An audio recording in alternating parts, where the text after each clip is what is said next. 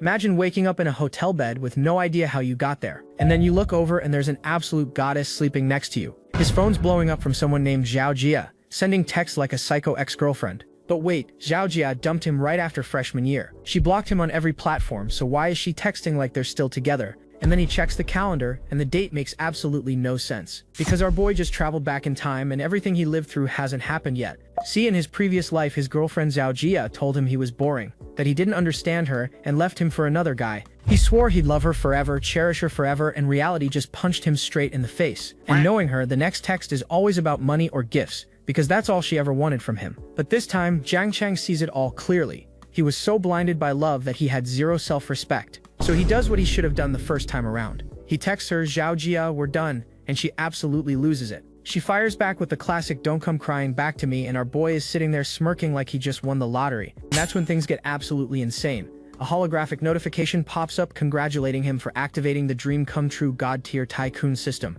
Reincarnation plus a cheat code system. His stats pop up. Jiang Cheng, age 18, 6 feet tall, looks 85 out of 100, and he's already earning 10 cents per second passively. 10 cents a second doesn't sound like much, but that's over 8,000 yuan a day. And then the system offers him a newbie gift package, and of course he opens it immediately. 10 million yuan instantly deposited, a supercar, shopping critical strike cards, and something called a friendliness scanner. His bank account just jumped to 10 million overnight. The bank notification is real, the supercar keys are real.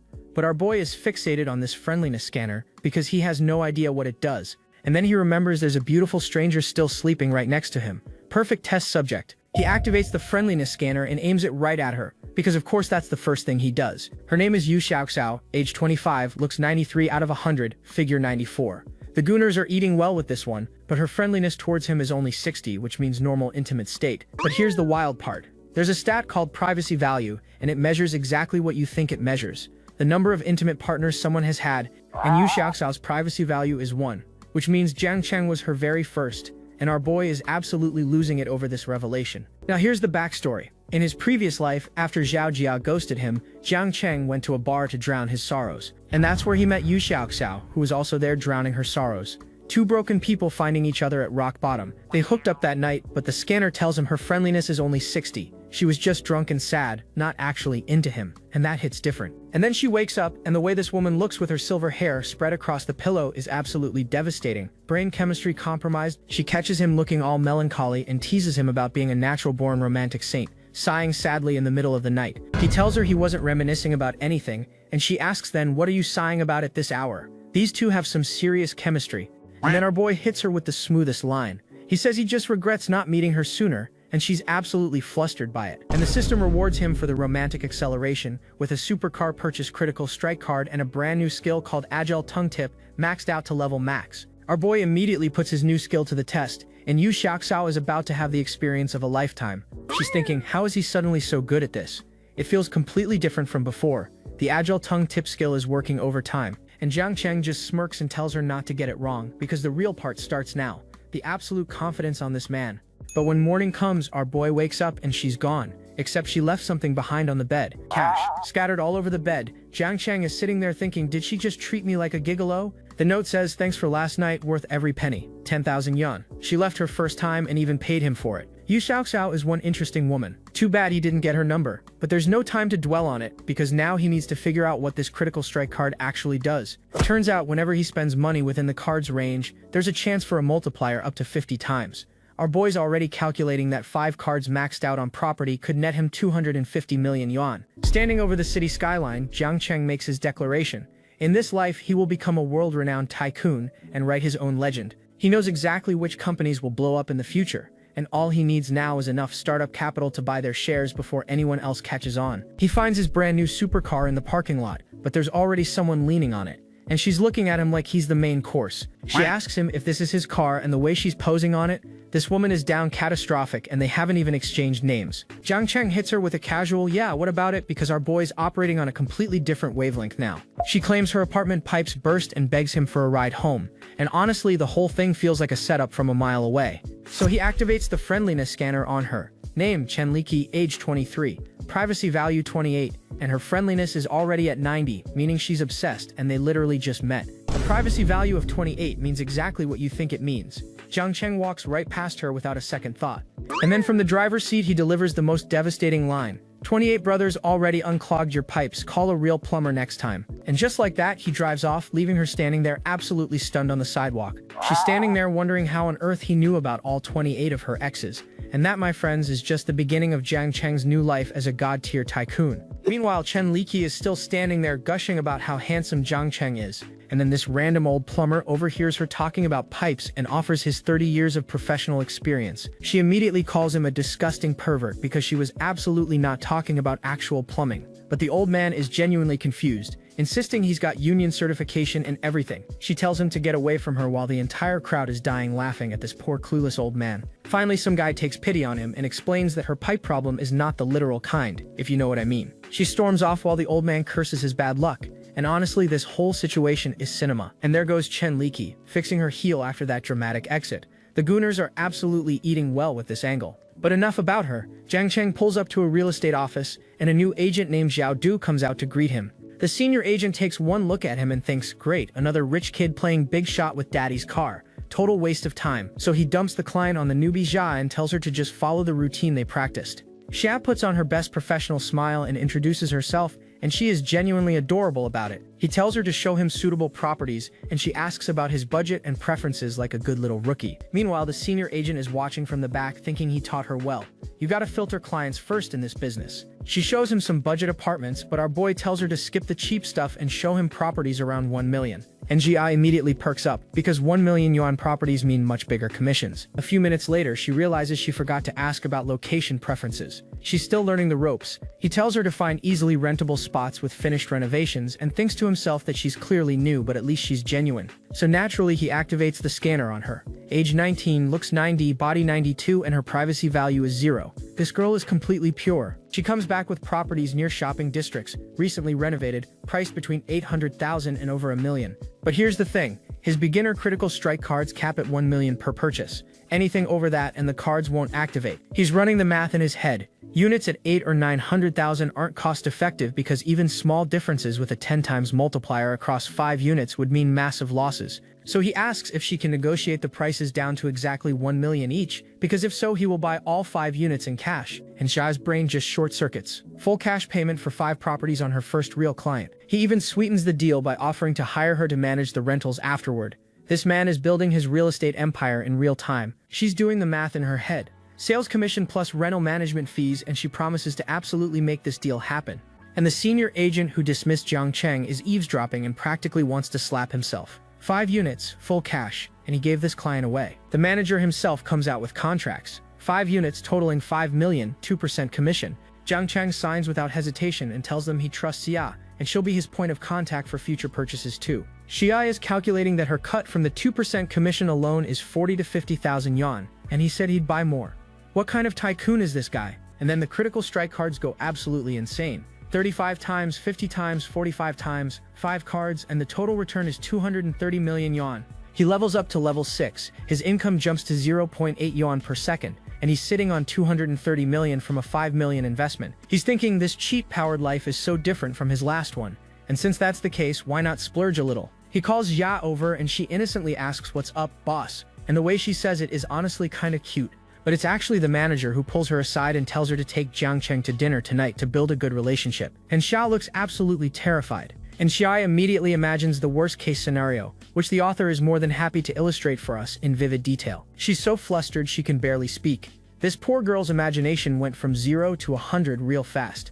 She tells him maybe not tonight, let's get to know each other first, but Jiang Cheng just wants her bank account number. The miscommunication here is absolutely legendary. He tells her she's his lucky star today, and he just wants to thank her properly, because he hopes to see her again for future deals. And Xia is standing there completely lost, thinking what is this man even saying right now? A few minutes later, she checks her phone and sees a transfer of 35,000 yuan. Her reaction is absolutely priceless, and Jiang Cheng doesn't feel even the slightest regret. Her deal earned him over 200 million. 35,000 for goodwill is pocket change. Her friendliness shoots up to 85 and she immediately asks to exchange WeChat and offers to treat him to dinner. He's thinking, just 35,000 boosted her friendliness from 50 to 85. The power of money really is wonderful. They exchange contacts and Xia suddenly realizes that Jiang Cheng is actually really handsome. Brain chemistry officially compromised. She's already imagining what would happen if he really wanted to take things further tonight. Her privacy value of 0 is doing a lot of heavy lifting in this fantasy. But our boy just says goodbye and heads out to his car. No ulterior motives, just pure business networking.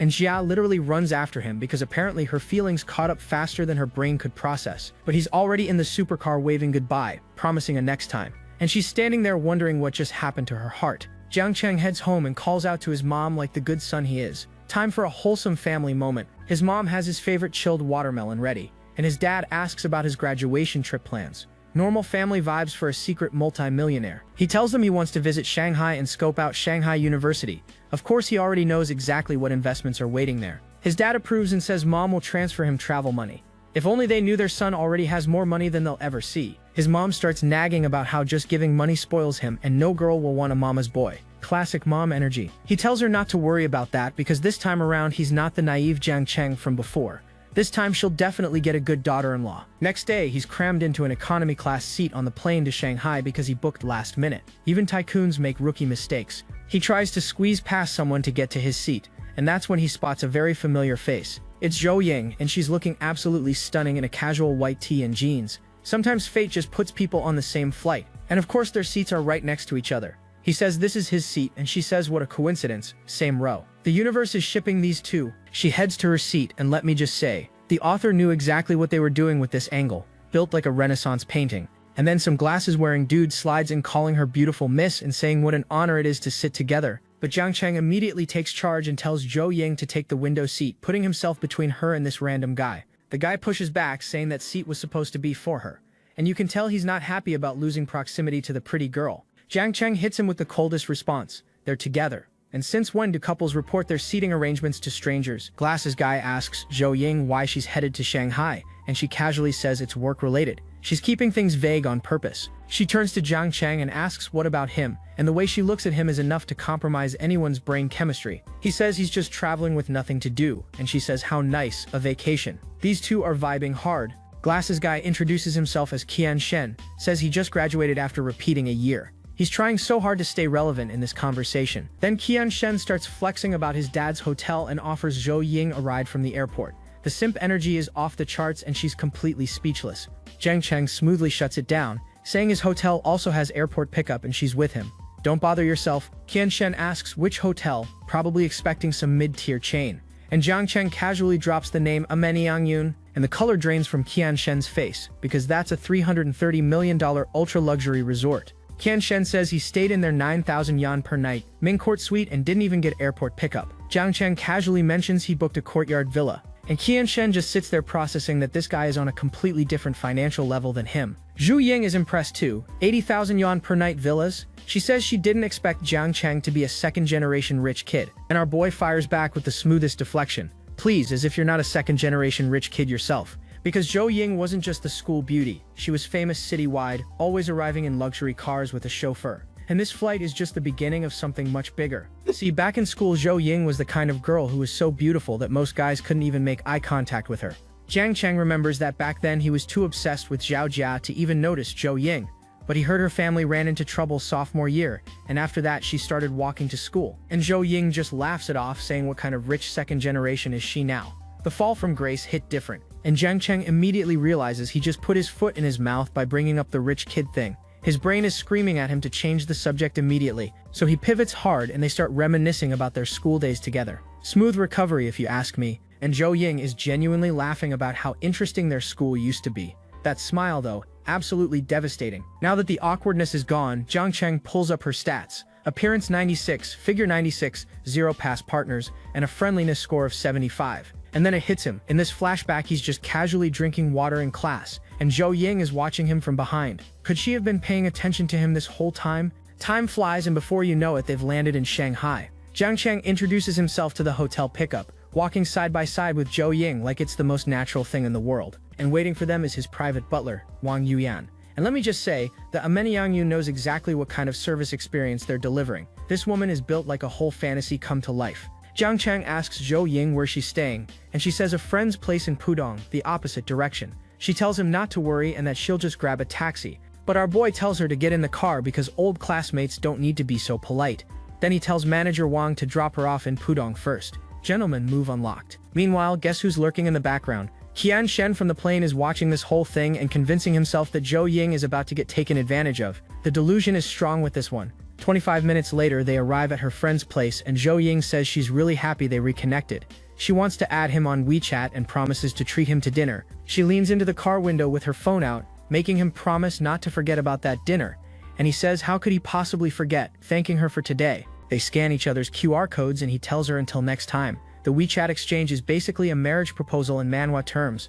And as the car drives away, Jiang Cheng watches her go and his chibi self is having a complete meltdown about the romantic night that could have been. Down bad doesn't even begin to cover it. Half an hour later he arrives at the Yun resort, and even he has to admit that booking this place was absolutely the right call. Manager Wang announces that his bath is ready, and Jiang Cheng says he'll go bathe first. Pretty standard luxury hotel stuff, right? Wrong. Manager Wang starts helping him undress, and our boy is absolutely losing his mind because apparently this level of personal service is included. The Gooners are eating well tonight. She calmly explains that helping him undress is included in the service, but he'll have to handle his own underwear. The professionalism to casualness ratio here is absolutely wild. So now he's standing in this gorgeous private hot spring in just his underwear while she sits by the pool, and he's trying to protest, but the words aren't exactly coming out. She explains that back scrubbing is also part of the service, but the actual bathing part is on him. The way she says it with that smile is doing things to everyone's brain chemistry. And now she's actually scrubbing his back and he's thinking about how attractive Manager Wang is and whether there might be any special services available. His thoughts are entering dangerous territory. And then Manager Wang starts lowering herself closer to the water, saying they're only doing this because they get along. The vibes in this hot spring are absolutely unhinged right now. She notices he's burning up and innocently asks if the bath temperature is too high. Spoiler alert, it's not the bath that's making his temperature rise. And our boy has to physically snap himself out of it, thinking, what the hell am I even thinking right now? His face is completely red and it's not from the steam. Manager Wang casually mentions that the hotel is hosting a VIP reception event tonight with an auction, and asks if he'd be interested in attending as a super VIP guest. He asks what the theme is. She explains it's hosted by platinum guests auctioning precious jewelry. No dress code, just a casual internal event, and Jiang Cheng is already thinking about investment opportunities. So our boy gets dressed up and Manager Wang escorts him to the reception. She introduces him as a distinguished guest with a Villa Titanium card, and the staff immediately rolls out the red carpet treatment. Manager Wang tells him to enjoy himself, and honestly with that smile, she could tell him to jump off a cliff, and he'd probably consider it. He walks into this absolutely stunning reception hall, and the auction is already in full swing. 5 million sold to some lucky lady. The energy in here is rich people doing rich people things. And then the next item comes up. A Richard Mille limited edition watch, only 10 exist in the world. Starting price, 15 million yuan. This is the big leagues. The auctioneer announces the bidding has started, and the room is buzzing. Every wealthy collector in here has their eyes on that watch. But here's the thing. Jiang Cheng already knows that in 3 to 5 years, this watch will be worth over 25 million on the secondary market. A 10 million yuan profit is sitting right there. So he raises his paddle and bids 15.5 million. If he doesn't grab this bargain, where's the justice in the world? But bidder number 8 fires back at 16 million, and the two go back and forth. 16.5, 17, 18 million. This bidding war is heating up fast. The whole room is whispering about who this aggressive bidder, 35, is. Some lady in the crowd is questioning why anyone would pay 18 million when you could buy 2 Patek Philippe's instead. 18 million once, twice, 3 times, sold. The gavel comes down and Jiang Cheng just casually won an 18 million yuan watch at his first ever auction. And immediately 2 guys come up to introduce themselves. Wang Zheng and Xin Fen, Shanghai's top-tier rich second-generation kids. Jiang Cheng is already networking with the city's elite. Turns out Qin Fen reveals that bidder number 8 was actually his guy bidding on his behalf. He noticed Jiang Cheng really wanted that watch and asks if he's a luxury watch expert. Jiang Cheng plays it cool, saying it's actually his first time ever buying a watch. He just wanted to try something new. The nonchalance of this man spending 18 million on a whim. Qin Fen is losing it, calling him a total boss. He says he should have noticed someone like Jiang Cheng before. Jiang Cheng casually mentions he just arrived in Shanghai yesterday to attend university. And when they find out he's only 18, Qin Fen straight up says at that age he wouldn't have dared to pull moves like this. And just like that, Qin Fen is throwing his arm around Jiang Cheng like they're already best friends, saying they should hang out whenever he's free. The rich kid friendship speedrun is complete. As he waves goodbye, the system congratulates him on leveling up to level 7. He now earns 1 yuan per second per person alive on Earth. His monthly income is now 2.59 million, annual salary over 30 million. But even 30 million a year is pocket change compared to his real goals. And that's when he spots someone on the stairs and stops dead in his tracks. And she turns around looking absolutely jaw-dropping in a cream blouse and black skirt, dripping in jewelry. She recognizes him immediately, saying he's from that night. brain chemistry officially compromised. She calls him a little rascal, saying she thought he was just a broke 18-year-old student when she took care of him last time. Turns out he's been a rich second-generation kid all along. Our boy doesn't miss a beat. He says he really is a student and wants her care again. Then he invites her back to his villa since the auction is almost over. The confidence on this man, and she agrees, saying she's had enough to drink anyway. But she tells him he better work harder than last time. The way she says it leaves absolutely nothing to the imagination. But before things can go anywhere, someone grabs Jiang Cheng. It's Jiang Yu Xiaoxiao's ex-fiancée, and she is not happy to see him, telling him what she does is none of his business. Zhang Yu reminds her they're supposed to get married, and Yu Xiaoxiao fires back asking if he has any shame. He cheated on her with her own best friend and still expects a wedding? But this psycho says the engagement party already happened, their families agreed, and he'll force her to the altar if he has to. The red flags are multiplying at an alarming rate. Yu Xiaoxiao snaps back, saying he's disgusting. He doesn't even like her, he just wants her as a cover while he messes around with both men and women. And yes, you heard that correctly. And right on cue, the system pops up with a choice. Option 1, walk away and get a Ninja Turtle cosplay costume and 250 yuan. Option 2, go slap Zhang Yu twice and get a triple physical enhancement plus a bad luck card. Jiang Cheng asks the system if it's joking. Does he look like someone who would choose a turtle costume? But then he asks the real question. Does the 3 times physical enhancement include that area? The system confirms all physical attributes are included, no exceptions. And that settles it immediately. Our boy charges straight at Zhang Yu and the slaps start flying. He tells Zhang Yu that he forfeited all rights when he betrayed her, and to take the hint and leave. Yu Xiaoxiao is watching this whole thing with literal hearts floating around her head. Jiang Cheng is literally standing over Zhang Yu, while the system shows friendliness plus 10 with Yu Xiaoxiao. Meanwhile, Zhang Yu is on the ground crying for security like the coward he is. Security shows up and politely asks them to resolve things peacefully. But Zhang Yu is screaming about being assaulted, demanding arrests, threatening to call the police and get everyone fired. But here's the thing, security quietly reminds Zhang Yu that everyone at this auction is wealthy nobility. They literally cannot afford to offend anyone here. The reality check hits different. Yu Xiaoxiao tells Jiang Cheng not to worry. If Zhang Yu calls the police, she'll say he was harassing her and Jiang Cheng was just protecting her. She didn't expect him to defend her like that. Zhang Yu storms off threatening to check the surveillance footage and make everyone pay. The man just got publicly humiliated and is somehow still making threats. Classic villain energy. But then out of nowhere, the entire situation escalates to a completely different level. Some random guy bursts in with a knife, screaming about his cheating wife and attacking anyone in his way. The whole room erupts into chaos. People are screaming that he's attacking with a knife, crying for help. This went from luxury auction to crime scene in about 5 seconds. The knife guy has one condition. Either someone brings out the cheating couple or he kills everyone here. And Zhang Yu, instead of being terrified, starts calculating how to survive by helping the attacker. And this absolute scumbag starts screaming at everyone to go find the people the knife man wants. He'd rather sell out random strangers than face any danger himself. The system gives Jiang Cheng another choice. Option 1, escape with Yu Xiaoxiao for 300 yuan. Option 2, stop the crime and earn 5 appearance points plus a very special massage skill. He's reluctant because it means saving Zhang Yu too, but for the safety of innocent lives and more importantly, for that massage skill, he makes his decision. The look in his eyes says everything about what's about to happen. But first, he activates the triple enhancement card he just got from slapping Zhang Yu. The system power-up kicks in and energy starts surging through him, and he can feel it. Raw, powerful strength flowing through every single part of his body. Our boy just went from regular human to superhuman in the span of 3 seconds. And then he launches himself straight at the knife-wielding maniac like something out of an action movie. No hesitation, no fear, and the punch lands clean. With triple physical enhancement, this isn't even a fight. It's a one-hit knockout that the knife guy never saw coming. Yu Xiaoxiao is standing there completely stunned, realizing that this guy isn't just rich. He's also incredibly strong and capable. And Zhang Yu, the man who was just screaming at everyone to sacrifice strangers to save his own skin, is standing there absolutely terrified, because the guy who just slapped him around also happens to be a one-man army. And just like that, our boy is standing over the knife guy like it was nothing, the whole lobby in shock. The crowd is losing it, everyone calling him handsome and brave, saying he took the guy down in just 2 moves. The police show up and immediately thank Jiang Cheng for his heroic actions.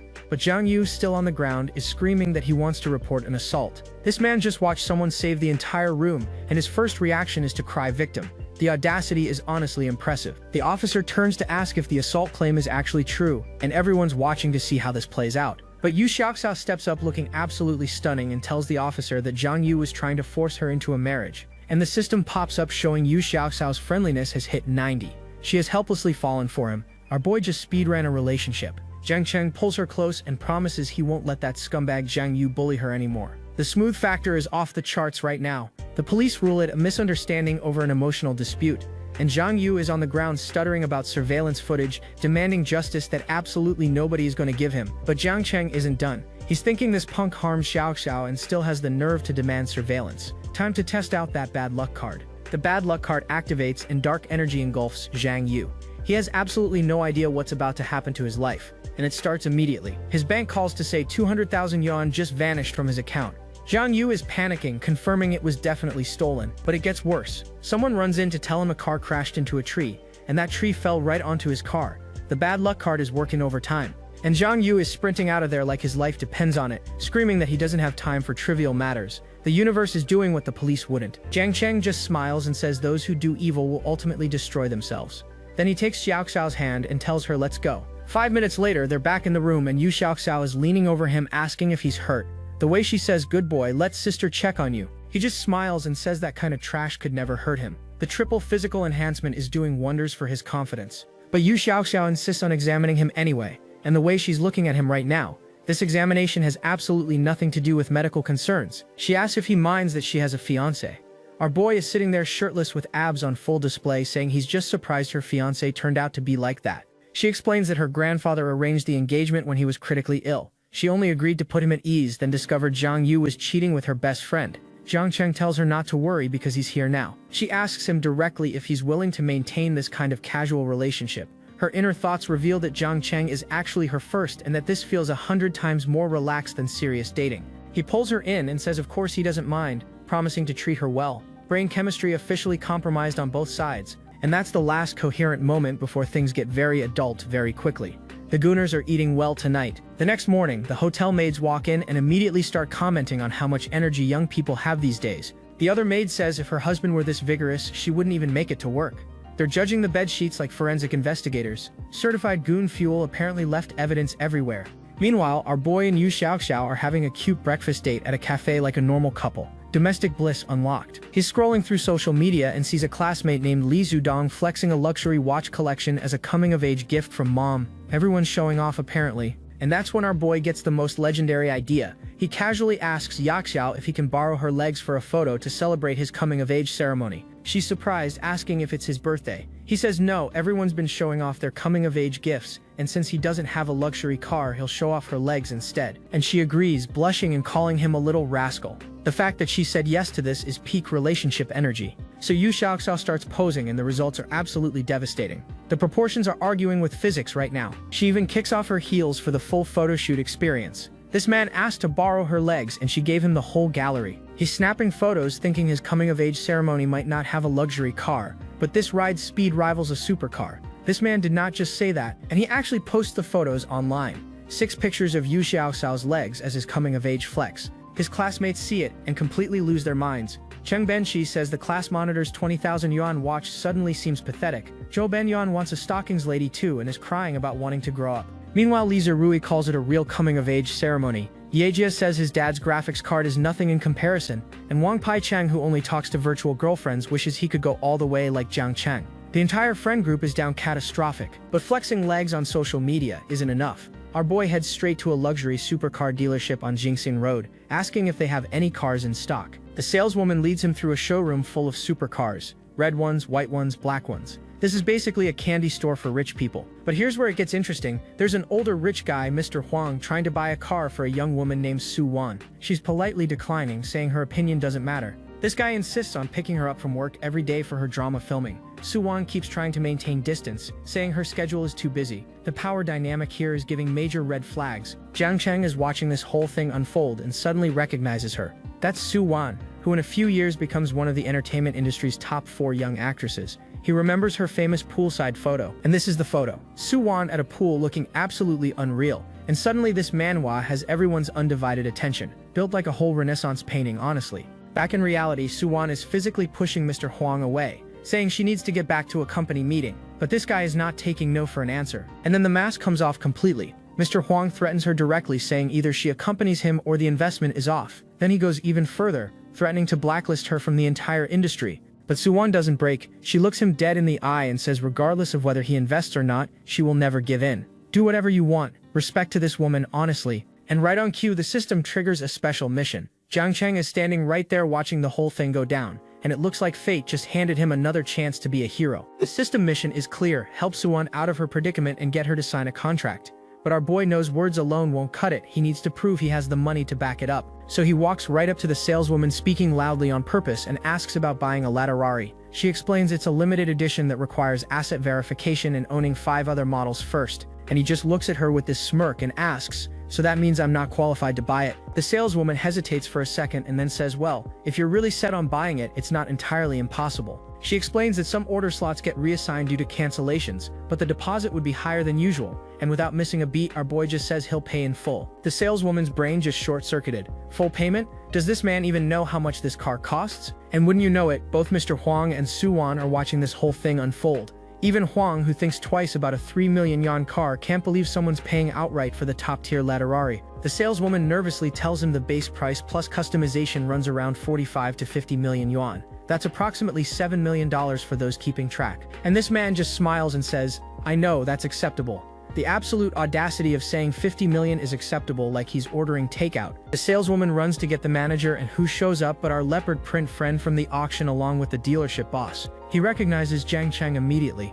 Jiang Cheng casually explains that he just arrived in Shanghai yesterday and isn't used to not having a car, so he thought he'd just buy one. Leopard print guy just laughs and says, "You call this casual? That's some next level flexing right there." He vouches hard for Jiang Cheng, telling the manager about the 18 million yuan watch from yesterday's auction. "Big order coming your way," he says. And there he is, standing there looking like old money incarnate. The watch on his wrist alone is worth more than most people's houses. The saleswoman's jaw is on the floor. The manager skips the asset verification entirely because if you can afford a watch worth over 10 million. Meanwhile, Suwon and Mr. Huang have been watching this entire power display, and the contrast between these two men could not be more obvious right now. Leopard print guy is doing the math out loud. Over 10 million on a watch, 50 million on a car. This might be the wealthiest second gen he's ever met. Jiang Cheng's net worth has to be well past 100 million. But while Jiang Cheng is flexing, Mr. Huang is getting more aggressive with Suwon. She's trying to leave for a meeting, and this guy is physically crowding her, telling her to stop wasting his time. And then he drops the ultimatum. Either she gets herself ready for him or she gets blacklisted from the entire industry.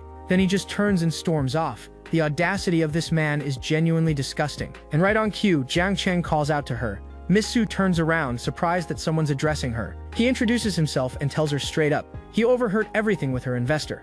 And then drops the line, "If Huang won't invest in you, I will." Suwon can barely process what she's hearing, but internally she's already weighing the situation. This guy clearly has more money than Huang, but without an investor her company will be furious, and Huang might actually blacklist her. He tells her he's busy today, but they can discuss the investment details tomorrow. Suwon eagerly asks if they can exchange contacts, and you can tell she's genuinely relieved. They scan each other's WeChat, and Suwon says she'll see him tomorrow. Just like that, phase 1 of the system mission is complete. Now back to the car situation. Jiang Cheng asks how soon he can get the Latterari, and the manager says it'll take about a year at the earliest. A whole year? Our boy is clearly not thrilled about that timeline. When you've got system money burning a hole in your pocket, but Leopard Print Guy has a solution. There's an exclusive car show happening at the Bund in a few days where all the Supercar brands will be showcasing. Jiang Cheng agrees to check it out. Scene change, and Yu Xiaoxiao shows up looking absolutely devastating in a pink designer dress at what appears to be a fancy restaurant. Brain chemistry compromised all over again. She's leading him to their table, recommending the crab roe fried rice as the house specialty. Domestic bliss continuing at maximum capacity. The food spread is absolutely insane. Braised fish, roasted duck, multiple specialty dishes. This is not a casual dinner, this is a full culinary experience. But our boy looks at this entire spread and says the only thing he wants to eat is her. The riz on this man is absolutely unmatched. Xiaoxiao tells him he wore her out last night and needs a few more hours of rest. The gooners are getting fed again, and the evidence is apparently still showing. These two are giving full power couple energy right now. The way they look at each other, this casual arrangement is feeling less casual by the minute. She calls him hubby and leans in for a kiss. He says he likes that and agrees to let her rest a bit longer. We have officially exited the casual zone. Over dinner, Jiang Cheng brings up Suwon. Xiaoxiao confirms she's an artist at her company, and you can already tell where this conversation is headed. And then Xiaoxiao just asks him point blank, Jiang Cheng, you like Suwon, don't you? No beating around the bush with this woman. He plays it cool, says he wouldn't say he likes her, just happened to run into her. Then he asks what Xiaoxiao thinks of her potential as a talent. Xiaoxiao admits that while the company doesn't pay much attention to Suwon right now, she has genuinely good qualities and real development potential. And then she drops this bombshell. She tells him if he likes Suwon, she can help, and he can come to her anytime he needs.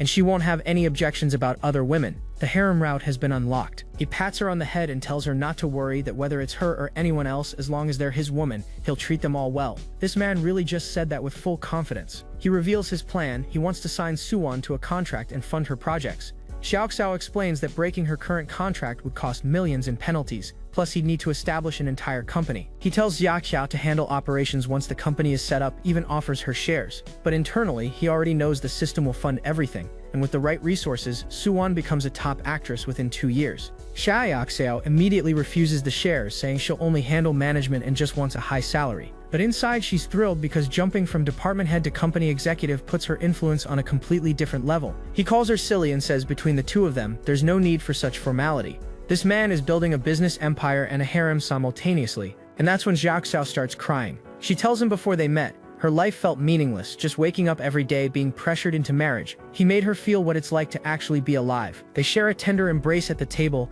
and right on time, Suwon messages asking to confirm tomorrow's meeting details. Jiang Cheng just smiles, thinking that Suwon seems quite anxious to meet. 2 women invested, a company in the works, and a 50 million yuan car on order. Our boy is speedrunning the good life. Suwon shows up right on time, greeting Jiang Cheng as he pulls up in that yellow sports car like it's a taxi. She hops in looking absolutely gorgeous, and he asks where they're headed.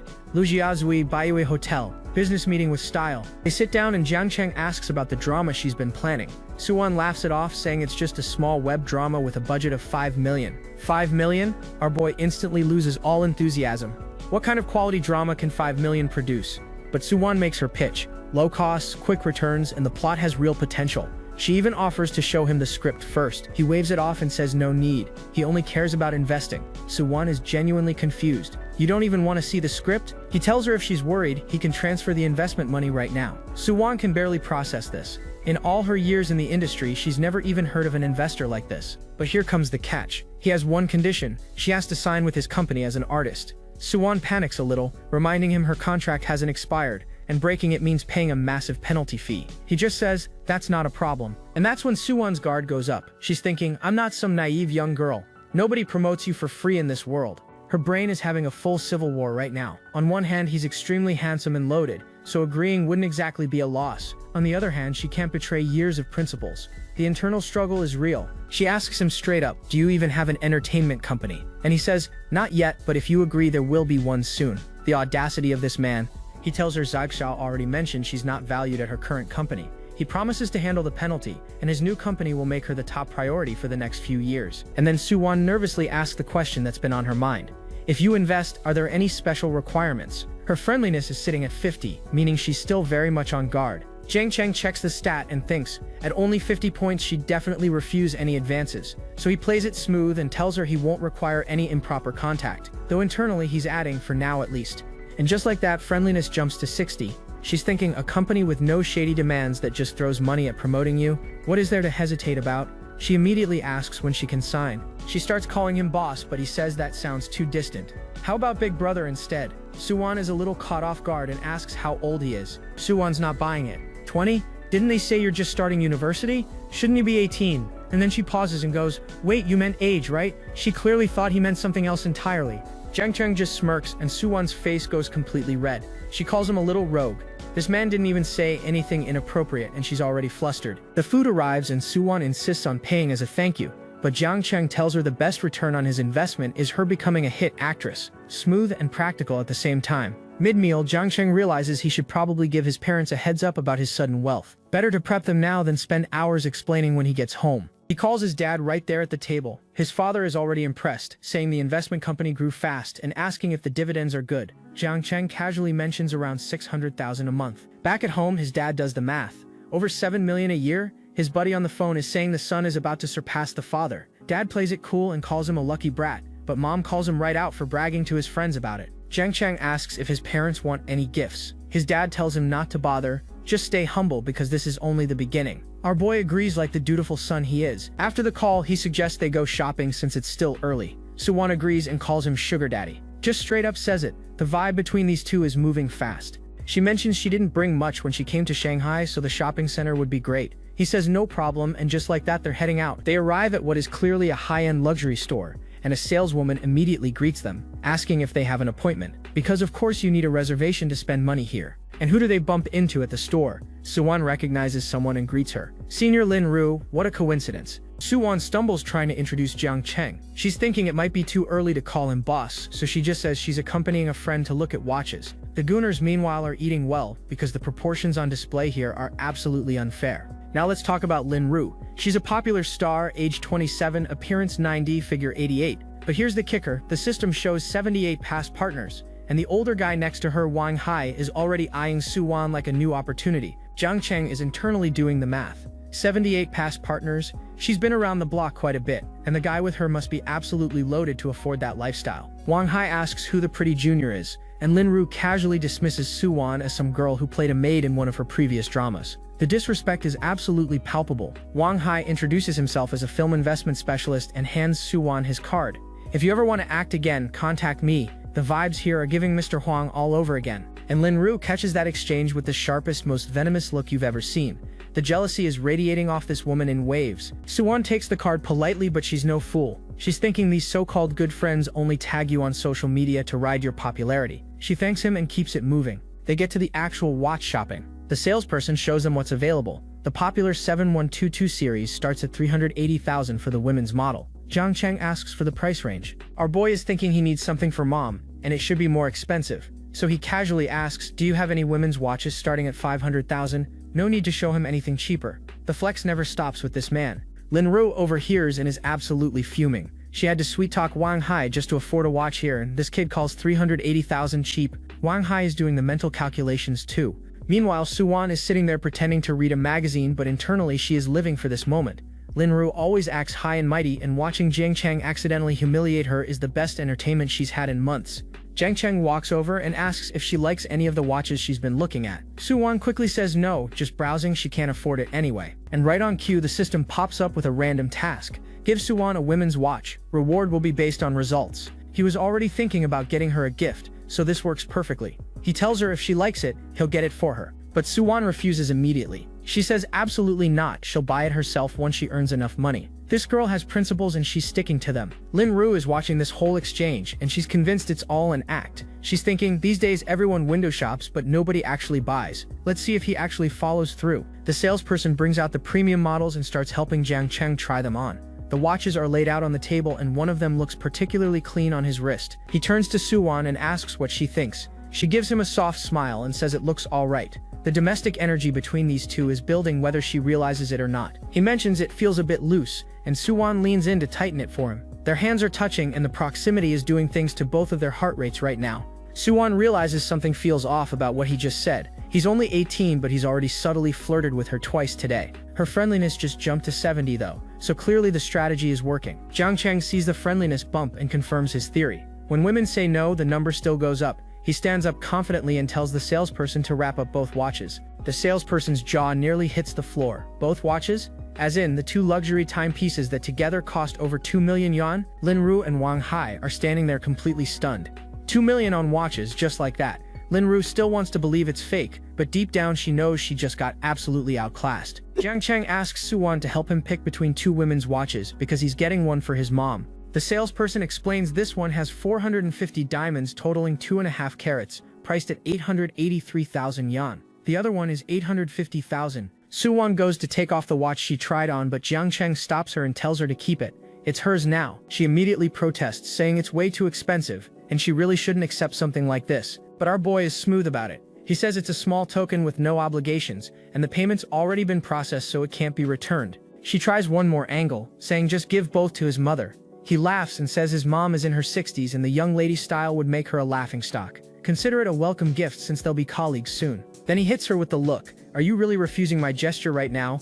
Suwon is internally panicking. She's turned him down again and again in front of everyone, and he is going to be her boss. Her friendliness just jumped to 75, so clearly the pressure worked. The total comes to 4.39 million yuan. And the store is so grateful they hand him a complimentary gift on top of everything. Meanwhile, Lin Ru is absolutely losing it on the inside. A nobody like Suwon gets an 850,000 yuan watch while her own status is higher but her watch is worse. She has the audacity to ask why they didn't get a complimentary gift too.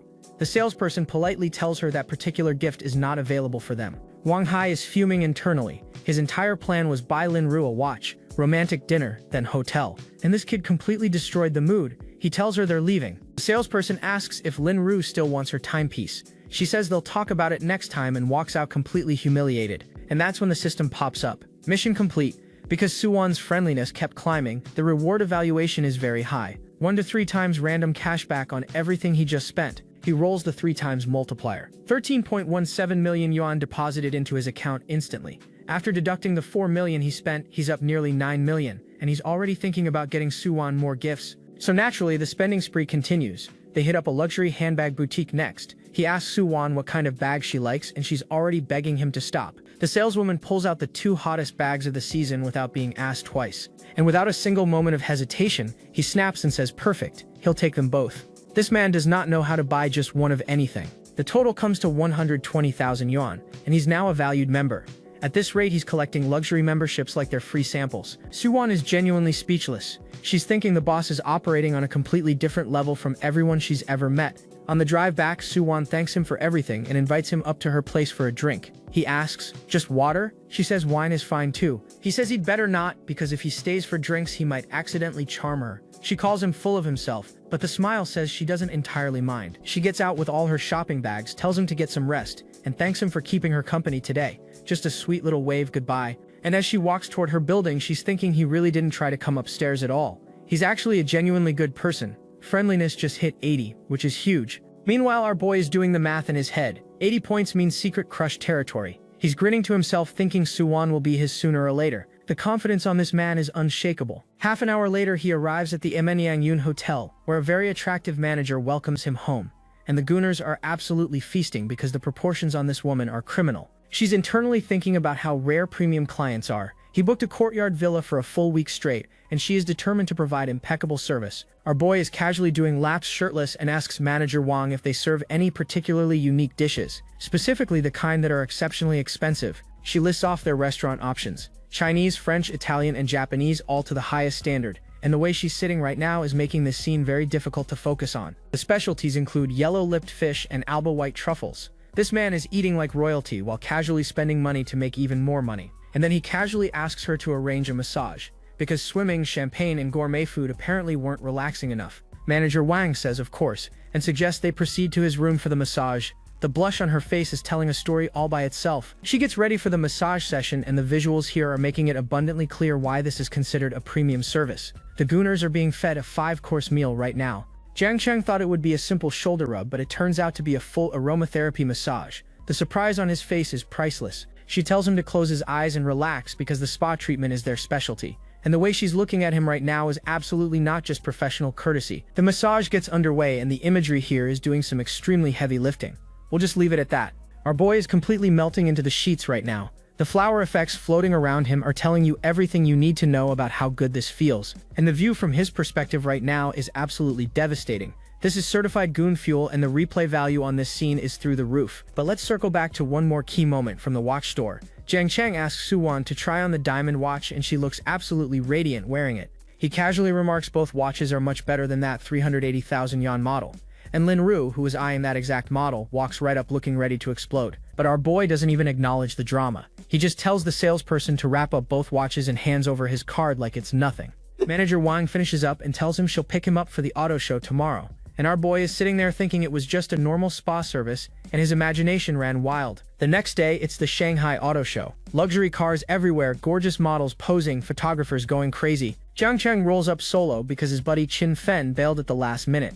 But honestly, he doesn't need anyone to help him spend money. He scopes out the cars, and the most expensive one is only 2.2 million yuan. His reaction: cheap. Way too cheap. This man's standards have been permanently ruined. But then he notices some familiar faces in the crowd. Zhang Yun, Xu Ya, Li Shudong, Cheng Xipeng, all his old high school classmates just standing right there. And that's when the guys realize something wild. Their old classmate Zhao Ying is here, and her job in Shanghai is working as an auto show model. And there she is. Zhao Ying in a burgundy dress, looking absolutely devastating. The gooners are eating extremely well right now because the proportions on this woman are arguing with physics. One of the guys wants to pick Zhao Ying up after work, but Xu Ya is already being catty about it. She says Zhao Ying turned down their graduation trip invite and clearly thinks she's too good for them. And Zhao Ying heard every single word. The look on her face says it all, but she stays quiet, because what are you even supposed to say to that? And then Jiang Cheng walks up waving. He's wondering how all his high school classmates ended up at the same auto show in Shanghai. They're shocked to see him since apparently nobody told him about this trip. And our boy is looking clean. The LV scarf, the confidence, the glow-up is undeniable right now. But here's the thing. Li Shudong reveals they intentionally left Jiang Cheng out of the graduation trip. And now he's annoyed they accidentally ran into him. The audacity on this guy. Cheng Shiping just laughs it off and points at Li Shudong, telling Jiang Cheng he'll have to ask him about why he wasn't invited. At least someone here isn't completely fake. The girls are immediately noticing the glow-up. They're saying it hasn't been that long since they last saw him, but he looks way more handsome now. They're literally asking if he got work done in Shanghai. Cheng Jipeng jokes that Jiang Cheng is still not as good-looking as him, but even his voice sounds better now. Our boy brushes it off and asks what they're all doing here. Car shopping? Zhu Ya says they can't afford any of these cars, they just ran into Zhao Ying. She points out all the guys crowding around taking photos of her. And when Jiang Cheng defends Zhao Ying saying it's just a temporary job, Zhu Ya isn't having it. She calls Zhao Ying their untouchable pure school goddess and questions why she's dressed like that. But then the system pops up with Zhu Ya's stats. Looks 89, figure 88, and past partners? Our boy is internally screaming because Zhu Ya has been with 30 guys while talking about Zhao Ying's purity. Meanwhile, Zhang Yun's stats pop up too. Past partners 2, friendliness 75, much more reasonable numbers across the board. But wait, Zhu Ya's friendliness toward him is 90, which means close relationship territory. They barely even talk normally. He's thinking poor Cheng Jipeng is actually obsessed with a girl like this. Cheng Jipeng notices him zoning out and asks what he's spacing out about. If only this man knew what the system just revealed about his crush. And Jiang Cheng just grabs him in a hug and tells him to take care of himself. Cheng Jipeng is completely confused, asking if he's on something. But our boy can't exactly explain that the system exposed his girlfriend's body count. He turns to Zhao Ying with the biggest smile and tells her she's gotten even more beautiful after just a few days apart. The flower effects around him are doing heavy lifting right now. Zhu Ying asks if he came to check out the auto show too. He plays it cool and says yeah, just browsing. And she is sitting on that car looking like a whole Renaissance painting right now. Jiang Cheng casually asks if they're all surrounding Zhao Ying because they plan to buy a car. And Li Shudong fires back, saying this is the latest and most expensive model. You can't just buy it like an electric scooter. The other classmates hype Li Shudong up, calling him class president and saying he even knows about supercars. He proudly explains it's the first mid-engine four-wheel drive in history. After tax, 5.8 million yuan. And Jiang Cheng hits him with the smoothest counter. You know all these details and you're not here to buy one? Li Shudong starts stuttering because he walked right into that one. Zhou Ying politely asks everyone to leave because she's working and they're crowding her display area. She says they can catch up another time. Professional through and through. Li Shudong is internally fuming, thinking Jiang Cheng is trying to embarrass him, so he pivots to Zhou Ying, says his family wants to reward him for scoring 625 on the national exam, and asks her to personally show him around the cars. Zhou Ying politely tells him she doesn't really know the specs and he should ask the actual sales ladies instead. She's clearly not interested in being his personal tour guide. Li Shudong insists he's more comfortable asking her since they're old classmates. And that's when Jiang Cheng drops the bomb, calling him out for using car shopping as an excuse to chat up the goddess. Absolutely ruthless. Li Shudong gets defensive and snaps back. He says buying a car isn't like shopping at a convenience store, then challenges Jiang Cheng to buy one himself if he's talking so casually. And the smirk on our boy's face right now is telling you everything. But then the auto show manager walks over and scolds Zhou Ying for chatting during work hours. He reminds her they're not paying her 2,000 a day to socialize. Jiang Cheng tells Li Shudong to go learn about cars somewhere else since he just got Zhou Ying in trouble. Li Shudong explodes, accusing Jiang Cheng of deliberately targeting him and demanding to know which car he's actually planning to buy. And that's when the manager spots Jiang Cheng's watch. His eyes go wide because that is not a broke college student's wrist. He immediately switches gears and offers paint protection film if Jiang Cheng buys the car. Our boy pulls out the black card without a second of hesitation and says he'll pay in full. Just like that. No financing, no thinking about it. Absolute cinema. And every single person in the group short circuits. Zhang Yun can't believe it. The base price alone is over 5 million and fully loaded it's over 8 million. Cheng Jipeng is asking if Zhang is really that loaded. Even Xu Ya is standing there frozen with her hands on her chest. That friendliness score is probably climbing as we speak. Li Shudong desperately tries to shut it down, saying Jiang Cheng is showing off and might get Zhou Ying fired. But our boy fires back perfectly, asking how buying a car hurts her when he's buying it specifically because of her. And then he asks the manager to confirm. The manager immediately backs him up and confirms that if the purchase goes through, the full commission goes directly to Zhou Ying. Jiang Cheng asks if the car is in stock to drive off today. Full payment. Keep it simple. The manager confirms it's available immediately and invites him to the VIP lounge. Zhou Ying is standing right there watching all of this unfold. The payment terminal confirms it. Transaction complete. This man just casually dropped millions on a supercar to prove a point and help out his classmate at the same time. The manager tells Zhao Ying to take excellent care of young Master Jiang. Every single classmate is standing there watching with their jaws on the floor. The man who wasn't even invited on the graduation trip just bought a supercar in front of all of them. And Li Sudong is absolutely cooked, sweating bullets, face twisted, standing next to Shuya who can't even process what just happened. The class president, who knows everything about supercars, just got shown up by the guy nobody bothered to invite. Now the classmates are swarming him. Cheng Zhipeng is asking how he kept such a low profile back in school, and Shuya is practically begging for a ride in the supercar, and her friendliness just hit 95. But Zhang Yun comes in with the reality check, pointing out that Zhang Cheng bought the car for Zhao Ying and supercars only have 2 seats, so there's no room for you, Shuya. And Shuya fires back without missing a beat, saying she'll take the passenger seat since Zhao Ying has to work anyway. Then she adds that as a car model, plenty of guys probably let Zhao Ying ride in their cars every day. The shade is astronomical, and our boy is sitting there on the VIP couch completely baffled, wondering why Shuya's friendliness went up again when he hasn't done anything. He's thinking he really can't stand this type of person. Manager Wang steps in looking absolutely stunning in that burgundy dress, and smoothly agrees that the car really only looks right with Zhao Ying sitting in it. She is built like a whole Renaissance painting right now, by the way. But Zhuya isn't done stirring the pot. She asks Jiang Cheng about his breakup with Zhao Jia, and whether it was because of Zhao Ying. And internally, she's thinking if she can't have what she wants, she'll make sure everyone else is uncomfortable too.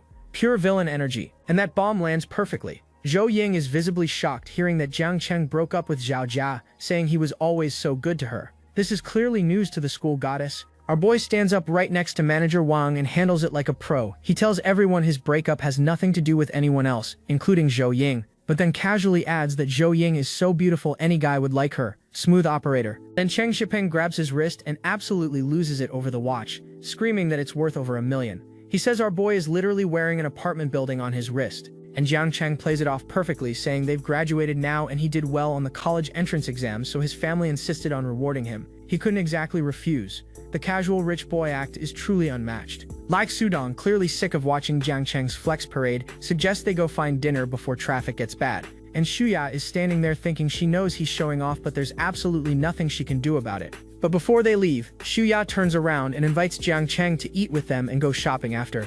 She went from talking about Zhao Ying's purity to trying to secure dinner plans with the rich boy real quick. Our boy smoothly declines, saying he has plans tonight, but he tells them they should hang out when everyone's back in Rongcheng, keeping it polite while keeping his distance.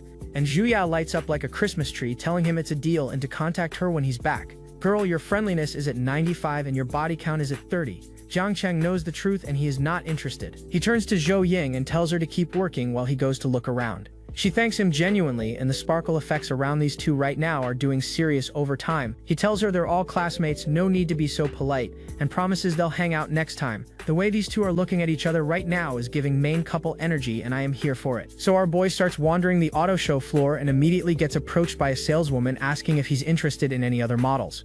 When you've already dropped millions, the VIP treatment follows you around. She shows him a pinkish red supercar that's been specially customized for female customers. Night vision, lane assist, safety braking, the works. And this car is absolutely gorgeous. And immediately our boy's imagination kicks in, picturing himself and Jia Yaosao in the car together. He's thinking this car would be absolutely perfect for her. Down bad doesn't even begin to describe this man. Look at this man's face right now. He's already made up his mind. When Jiang Cheng decides to buy something for his girl, there is zero hesitation involved. He asks how much, and the saleswoman tells him it's 9.5 million yuan because of the premium configuration. That is more expensive than the first car he just bought. Let that sink in. The saleswoman doesn't even finish her sentence about 3 years of maintenance before Jiang Cheng cuts her off and says just swipe the card. She nearly short-circuits and starts processing it immediately. This man treats millions like pocket change. But wait, he's not done. He asks if they can arrange a delivery ceremony for the car. The saleswoman is practically glowing as she guarantees the full ceremonial treatment. This man is about to gift a supercar with a red carpet event. And then he casually mentions it's a gift and he'll send the recipient's address later. 2 supercars in one visit. Our boy just dropped nearly 20 million yuan at an auto show like he was picking up groceries. Now here's where it gets interesting. There's a live streamer at the show, a pink-haired girl who is, and I say this respectfully, absolutely stacked. She's broadcasting about the pinkish red supercar to her viewers. She's hyping up the car to her chat, telling them that if you give this supercar to a girl, she'll fall in love with you on the spot. And Jiang Cheng is just chilling on the couch right behind her, completely unbothered. Then she tells her viewers that the guy behind her literally just bought this car, and if they get her likes to 3,000, she'll do a live interview with him. The chat is going wild with hearts and comments, but then a staff member walks over and asks the live streamer whether she's here to order a car or just browsing, and you can already tell this isn't going to end well for her. The streamer nervously admits she just wanted to look at the car, and the proportions on this woman are genuinely arguing with physics right now, but that's not going to save her from what comes next. The staff member asks for proof of funds verification, and the whole thing is being captured live on stream. The chat is already roasting her, with comments saying the verification requires at least 7 figures. She fires back, pointing at Jiang Cheng and asking why he got to check out cars without verification. The staff politely tells her it's standard policy for all customers, except clearly it wasn't standard for our boy because he actually bought the car. Her chat is going absolutely feral. Comments are saying, poor little streamer, this brand requires 7 figures just to browse, and suggesting she go interview the big spender instead. Another day of the streamer getting publicly humbled. Meanwhile, Zhao Ying, who saw the whole thing from nearby, is sitting there in absolute shock. She's thinking Jiang Cheng actually spent 20 million in less than half an hour, and she is looking devastating while processing this information. She's blushing and thinking that even before her family ran into financial trouble, they could never have spent money like that. The school goddess is having a full recalculation of exactly who Jiang Cheng really is. 2 hours later, all the paperwork is done and the red car is already on its way to Xiaoxiao. Our boy stretches and gets ready to collect the keys for his first supercar. Just a casual afternoon of buying 2 luxury vehicles. The auto show manager hands him his keys and asks about license plates. Our boy starts thinking about how to get Shanghai plates since he's not from here, considering some special methods might be needed. And right on cue, the system drops a random reward.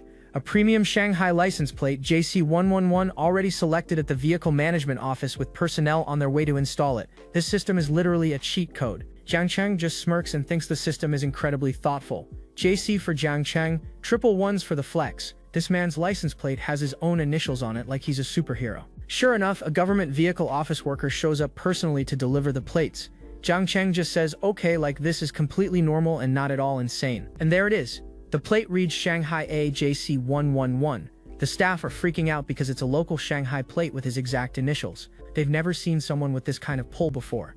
The auto show manager is standing there sweating bullets because getting a personalized Shanghai plate with door-to-door installation is not something normal rich people can arrange. Our boy just casually tells the manager not to overthink it, claiming he pre-reserved the plate number. But the manager is internally screaming that you don't get personal government service from a pre-reservation. The manager is caught between disbelief and flattery, questioning the whole situation but then immediately switching to praising Mr. Zhang's amazing luck and meaningful plate choice. He knows better than to push a client like this. The staff confirms the license plate installation is complete, bowing respectfully next to the car. Everything is handled with maximum VIP treatment, and the manager is having a full existential crisis, thinking Jiang Cheng must be some provincial tycoon's precious grandson or a high-ranking official's relative, because ordinary people simply cannot command this kind of influence. A few minutes later, Zhao Ying finds him and thanks him for everything today, and she is standing there in that burgundy dress looking absolutely devastating because of course she is. She says she's about to get off work and asks if she can treat him to dinner since they ran into each other.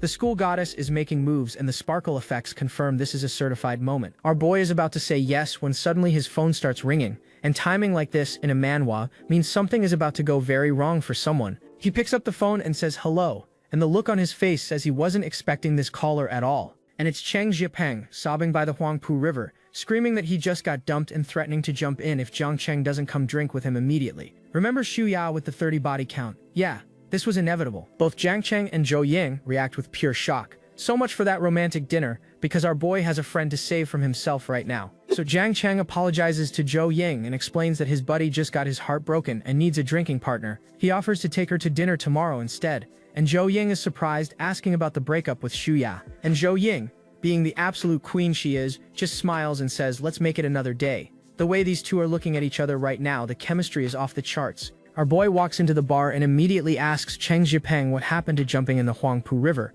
and Zhipeng already deep into the drinks with crawfish on the table. Zhipeng starts pouring his heart out, screaming that he just found out he was a simp this whole time, a backup option, and Jiang Cheng, calm as ever, just says go on, keep talking. The emotional support friend energy is strong here. He goes on about how Xu Ya always ordered him around like a servant. But the moment Li Shudong goes to the bathroom, Xu Ya follows him like a lost puppy without a second thought. This man was never even on the roster. Jiang Cheng, with the patience of a man who has heard enough backstory, just says get to the point. And honestly, same, and here comes the bomb. Zhipeng says he followed them out quietly and caught Xu Ya and Li Shudong hugging, kissing, and all over each other in the hallway. Our boy is so devastated he's about to crush the glass in his hand. Jiang Cheng hits him with the cold truth. You never even started dating her, so how can you be heartbroken? And Deepening, through his tears, asks if he really has to be this sharp-tongued right now. The answer is yes. Yes, he does.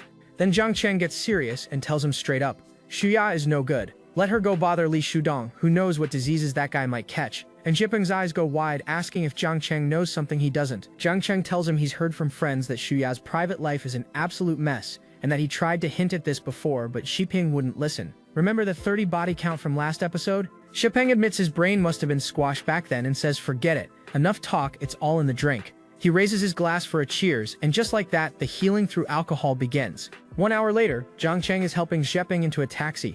Our boy drunkenly promises to come keep him company the next time his heart gets broken, and Jiang Cheng tells him to shut up and go sleep it off. But while Jiang Cheng is waiting for his designated driver, some woman walks up to his car and tells him to step away because it's her boyfriend's vehicle and he can't afford to pay for any damage. And the system stats pop up. Her name is Chen Li, appearance 85, figure 90, and past partners 65. 65. That is not a body count, that is a census. Jiang Cheng just stands there completely unbothered while she immediately backtracks, claiming she's drunk and was just kidding. Then she says he looks so much like her boyfriend. Sure he does. The audacity on this woman is genuinely impressive. And our boy fires back saying she doesn't look anything like his girlfriend. Chen Li is sitting there with her hand over her mouth acting all shocked. But come on, we all know exactly what game she's playing right now.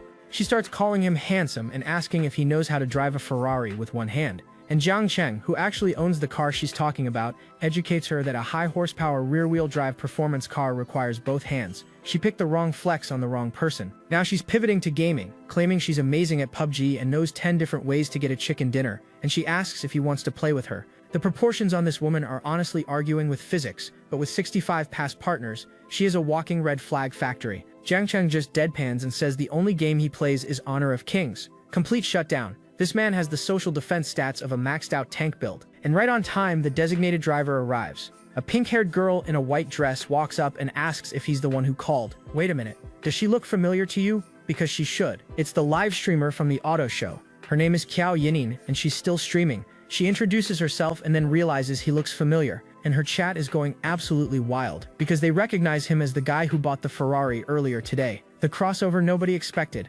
Our boy notices her phone filming him and grabs it, saying with a smirk that since he's this handsome, taking photos cost money. The confidence on this man is unshakable. Zhao Ying quickly apologizes and turns the camera back to herself, realizing she forgot she was filming. Her chat is blowing up and she's blushing like crazy. The gooners in her chat are absolutely eating well right now. He asks if she's really both a streamer and a designated driver. She explains she does driving gigs on the side for extra cash, and then nervously asks if she could film his car for her stream.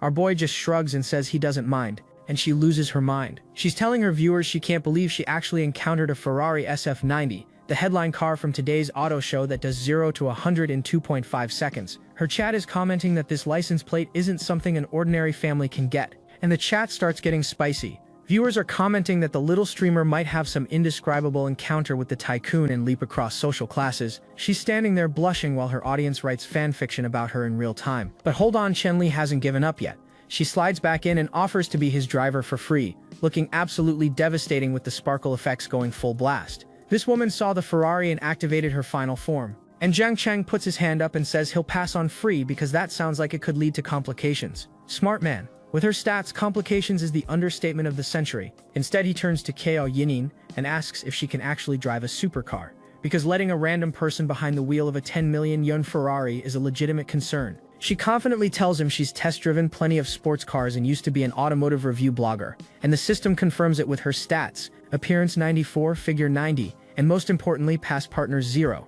That is a clean record if I have ever seen one. No wonder our boy is choosing wisely. They get in the car and she asks if she can live stream while driving, promising to only film herself. He says he really doesn't mind and asks if she does this every day. She explains she just happened to have free time today and picked up the driving gig after streaming at the auto show. He tells her let's go, she says okay, and she sets up her phone to keep streaming. The designated driver/live streamer combo is officially in effect. Zhao Ying is absolutely losing it on stream, telling her viewers she never thought she'd be driving a Ferrari. She's rambling about how the car gets your blood pumping, and she needs to focus. Her chat is asking about the streamer name, and this whole ride is becoming premium content. Meanwhile, Jiang Cheng is watching her stream from the passenger seat and thinking to himself that if it weren't for her past partners showing 0 in his system, the way she talks like a pro would have made him think she was an easy girl. But the stats don't lie. Then he starts scrolling through her stream analytics and scoffs. Decent viewership but barely any donations. The top donor is only $300 and he thinks that's just pathetic. This is a man who dropped 20 million earlier today judging someone's streaming revenue. He digs deeper into her numbers. Her weekly growth value means she got about 800 yuan in gifts,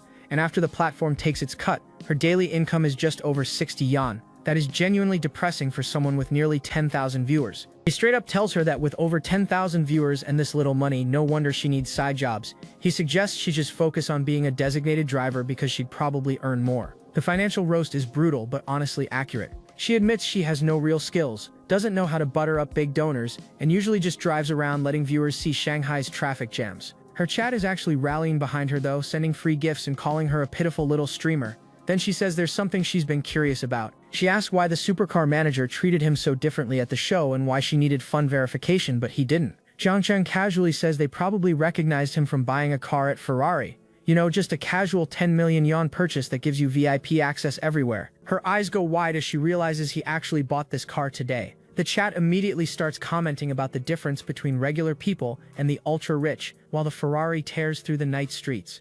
Another human being having an existential crisis because of Jiang Cheng's wallet. They arrive at his place, Yun, which is only one of the most exclusive luxury resorts in Shanghai. She hands back the keys and he compliments her driving. Zhao Ying is blushing and thanking him for the approval, and I have to say, she is genuinely adorable right now with those big blue eyes and that pink hair. The whole package is kind of devastating. She asks him what kind of live streams he usually watches, probably fishing for a follow. And our boy, smooth as ever, just says he watches beauties. She walked right into that one and she knows it. She immediately seizes the opportunity, clasping her hands together and asking if she counts as a beautiful streamer. Then she asks if the rich sir could maybe give a little support to this pitiful little streamer, like boosting her rank or something. The shameless hustle is actually kind of endearing. Jiang Cheng is just standing there with his phone, looking at her with that signature smirk that says he's already 3 steps ahead in this conversation. And then she goes for it. She asks how about inviting her in for a glass of water, saying that level of support should be okay, right? She is looking up at him with those eyes and she knows exactly what she's doing. The gooners are watching this unfold in real time on her stream, and Jiang Cheng's inner monologue kicks in. He knows she's trying to get inside to livestream his place for content and boost her channel. But he thinks, isn't she afraid of a lamb walking into a tiger's den? So he decides to tease her and asks what kind of water she's thinking of. The smirk on this man is criminal. And Qiao Yining's brain completely short-circuits. She's sweating, she's nervous, and she's realizing there's really only 2 possibilities of what he means by that. The cliffhanger energy is immaculate and I will see you in the next episode. And our boy hits her with the smoothest rejection possible, saying the hotel water isn't clean so he can't invite her in, but if fate brings them together again he'll treat her to milk tea. The chat is losing it because his account is literally a freeloader with 0 donations. Xiao Yining is fuming on her stream, calling him a jerk. She's ranting that he wouldn't even add her on WeChat, was playing hard to get in the car, and now acts like he doesn't know her. The streamer rejection arc is hitting hard. She waves goodbye and walks off, but here's the thing, Jiang Cheng's system shows her friendliness value just jumped to 60. He's thinking that with that kind of increase, next time he could probably invite her out for street-side spicy hot pot and she'd say yes. His phone buzzes with a message from Wang Zheng, asking if he can arrange dinner at the luxury hotel tonight. Jiang Cheng figures since he's starting university in Shanghai soon, these social networking events are unavoidable, so he might as well get a preview. He walks into the hotel and manager Wang welcomes him back like royalty. Without hesitation, he starts rattling off an order that sounds like a millionaire's grocery list. 2 yellow-lipped fish, Alba white truffle, the fantasy sundae, party of 5, and just let the chef handle the rest. Manager Wang gently informs him that their yellow-lipped fish are medium-sized, priced at approximately 1 million yuan each, and our boy's inner monologue is thinking he could easily order 10 if he wasn't worried about looking like a tacky nouveau riche. The restraint on this man is purely about aesthetics, not budget. He just tells manager Wang to handle it as she sees fit. That's it. No negotiation, no price checking, just pure unbothered tycoon energy. Wang Zheng and his crew arrive, and the second he sees the table he's already speechless. 2 yellow-lipped fish, he can't even process the level of extravagance he's looking at right now. And the spread is absolutely insane. 2 whole yellow-lipped fish, a massive lobster, truffle dishes, a rainbow sundae, and more. This table is giving 6-figure dinner energy, and it's not even close to being subtle. Wang Zheng's friends are leaning over the table in complete shock. One says these 2 fish alone could buy a car, and the other can't even comprehend that fish can be that expensive. Welcome to Jiang Cheng's world where your dinner costs more than your vehicle. Manager Wang leans in to educate the table, explaining that yellow-lipped fish is one of the 4 most expensive seafoods in the world, extremely rare, with the price depending on size. The ones they're eating tonight are just medium-sized. Just medium, casual. And then she drops the real bomb. This right here is Italian Alba white truffle, equally precious, and in total the meal Jiang Cheng prepared for everyone tonight costs over 3 million yuan. 3 million for dinner. One of the girls is having a full existential crisis, saying that 3 million yuan could buy a several hundred square meter house back in her hometown. And honestly, the gooners in the audience are probably not listening to a word she's saying right now because the proportions on this woman are absolutely wild. Jiang Cheng tells everyone not to hold back and just enjoy the meal. Wang Zheng thanks him for the hospitality, and just like that, 5 people are casually having a dinner that costs more than most people make in a decade. After everyone happily finishes the meal, Wang Zheng thanks him and suggests hitting the bun for drinks since it's still early, but Jiang Cheng declines, saying he already had drinks with a classmate earlier. The man has social stamina limits apparently. Wang Zheng waves and says no worries, he'll book a big booth at a club tomorrow night and they'll have a proper time then. The social calendar of the wealthy never stops. Manager Wang presents the bill, mentioning the hotel gave him a special discount bringing it down to 2.98 million yuan. Jiang Cheng just says thank you like he's paying for a cup of coffee. The discount saved him 20,000 yuan, which for normal people is a lot, but for him is basically a rounding error. And here's where the system does its thing. Dining cashback card activated, 2.98 million spent, 10 times cashback multiplied by the number of diners, which is 5. Total cashback, 149.1 million yuan deposited straight to his bank account. This man just made 150 million from eating dinner. Our boy is absolutely beaming right now. He never thought inviting a few people to dinner could net him over 100 million in cashback. This meal was absolutely worth it. The ROI on friendship has never been higher. Manager Wang confirms the payment went through and wishes him a good night. She's holding his phone like she just processed a completely normal transaction, not a 3 million yuan dinner tab. Back in his suite, Jiang Cheng kicks back on the bed and sends a message to everyone saying he's home, but more importantly, he's about to do some late-night browsing. He pulls up Qiao Yining's live stream and she's telling viewers to listen to some music for now. But our boy is having a realization, thinking that looking more closely, Qiao really does have that 94-point beauty score. He was too distracted by her nervousness earlier to notice. The gooners are eating incredibly well tonight, and then the system detects that his livestream account is excessively impoverished and gives him 3 million Yuchi coins. This Tycoon system is really something, just finding ways to throw money at him. His freeloader account just jumps straight to level 65, and he decides to rename it Pillar of the Sea. He enters her stream chat as Pillar of the Sea and immediately asks if the streamer isn't going out hunting tonight. The chat notices a level 65 account just appeared out of nowhere, and everyone's confused because they've never seen this big brother before. Qiao Yining sees this mysterious level 65 account drop into her stream and she is visibly shook. A big brother of that level in her channel? She's looking absolutely stunning right now with those sparkle effects going crazy around her. She puts on her best smile and warmly welcomes Big Brother Pillar of the Sea, explaining that she's got a guild PK mission coming up so she's staying in tonight. Those big green eyes and that pink hair are genuinely devastating in this close-up.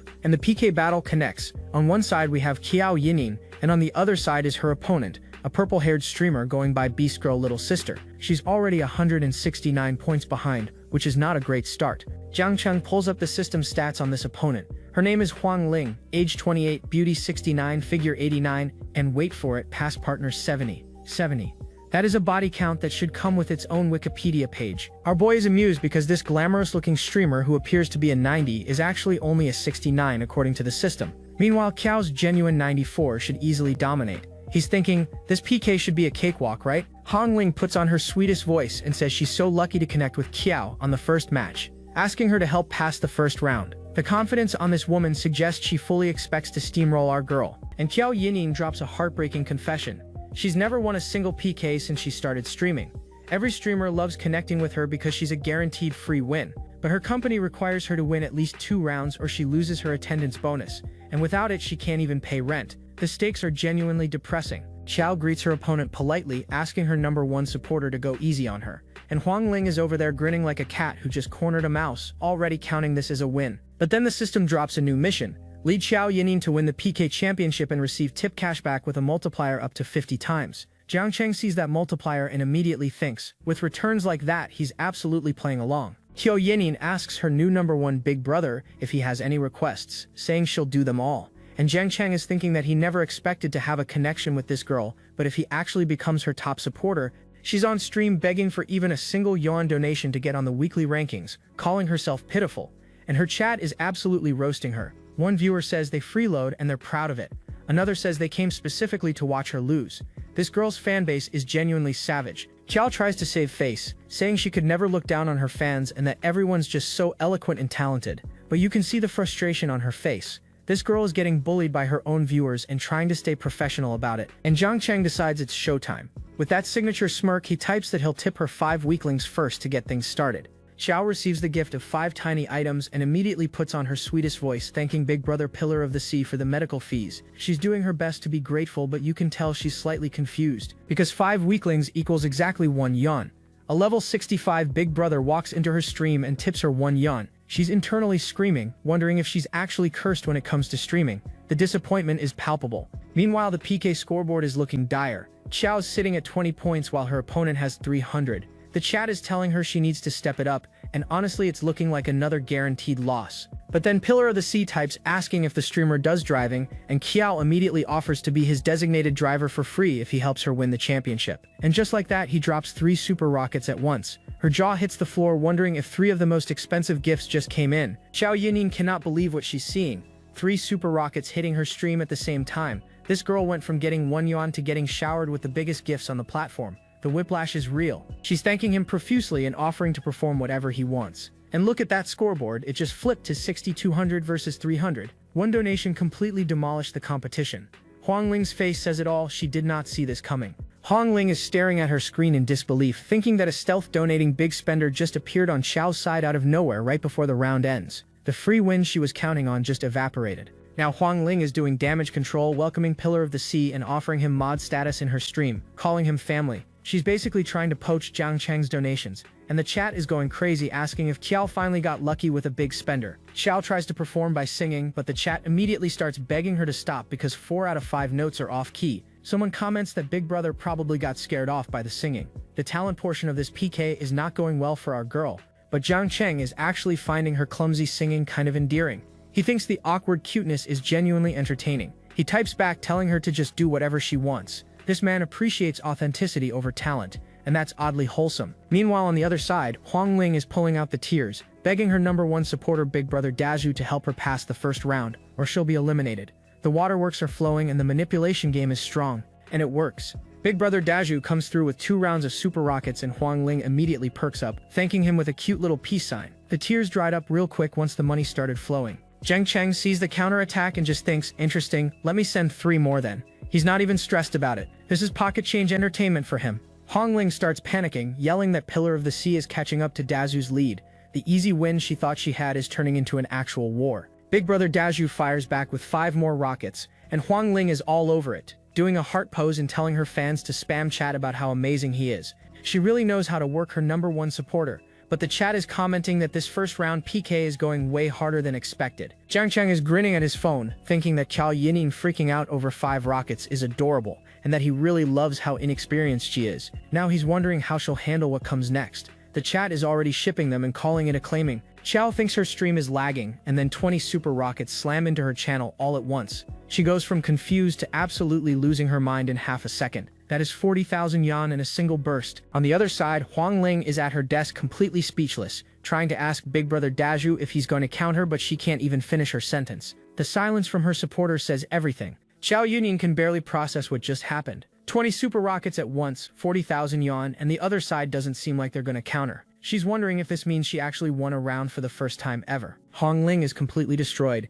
She's congratulating Xiao on having such a generous tycoon and immediately starts trying to recruit Pillar of the Sea to her own stream, offering to dance for him. This woman just lost and she's already pivoting to damage recovery. The hustle never stops. Zhao Ying is practically bowing, saying this is her first time ever receiving 20 super rockets and she has no idea how to thank him. She asks what he wants to see her do right now, and she is looking absolutely devastating in this pose. The Gooners are absolutely feral right now. But here's where our boy pulls a galaxy brain move. He notices that Qiao's beauty filter is actually making her look worse than she does in real life, so he types asking her to turn off the beauty filter. The chat immediately calls him savage, and someone says they're afraid if she does it, the big shot will bail.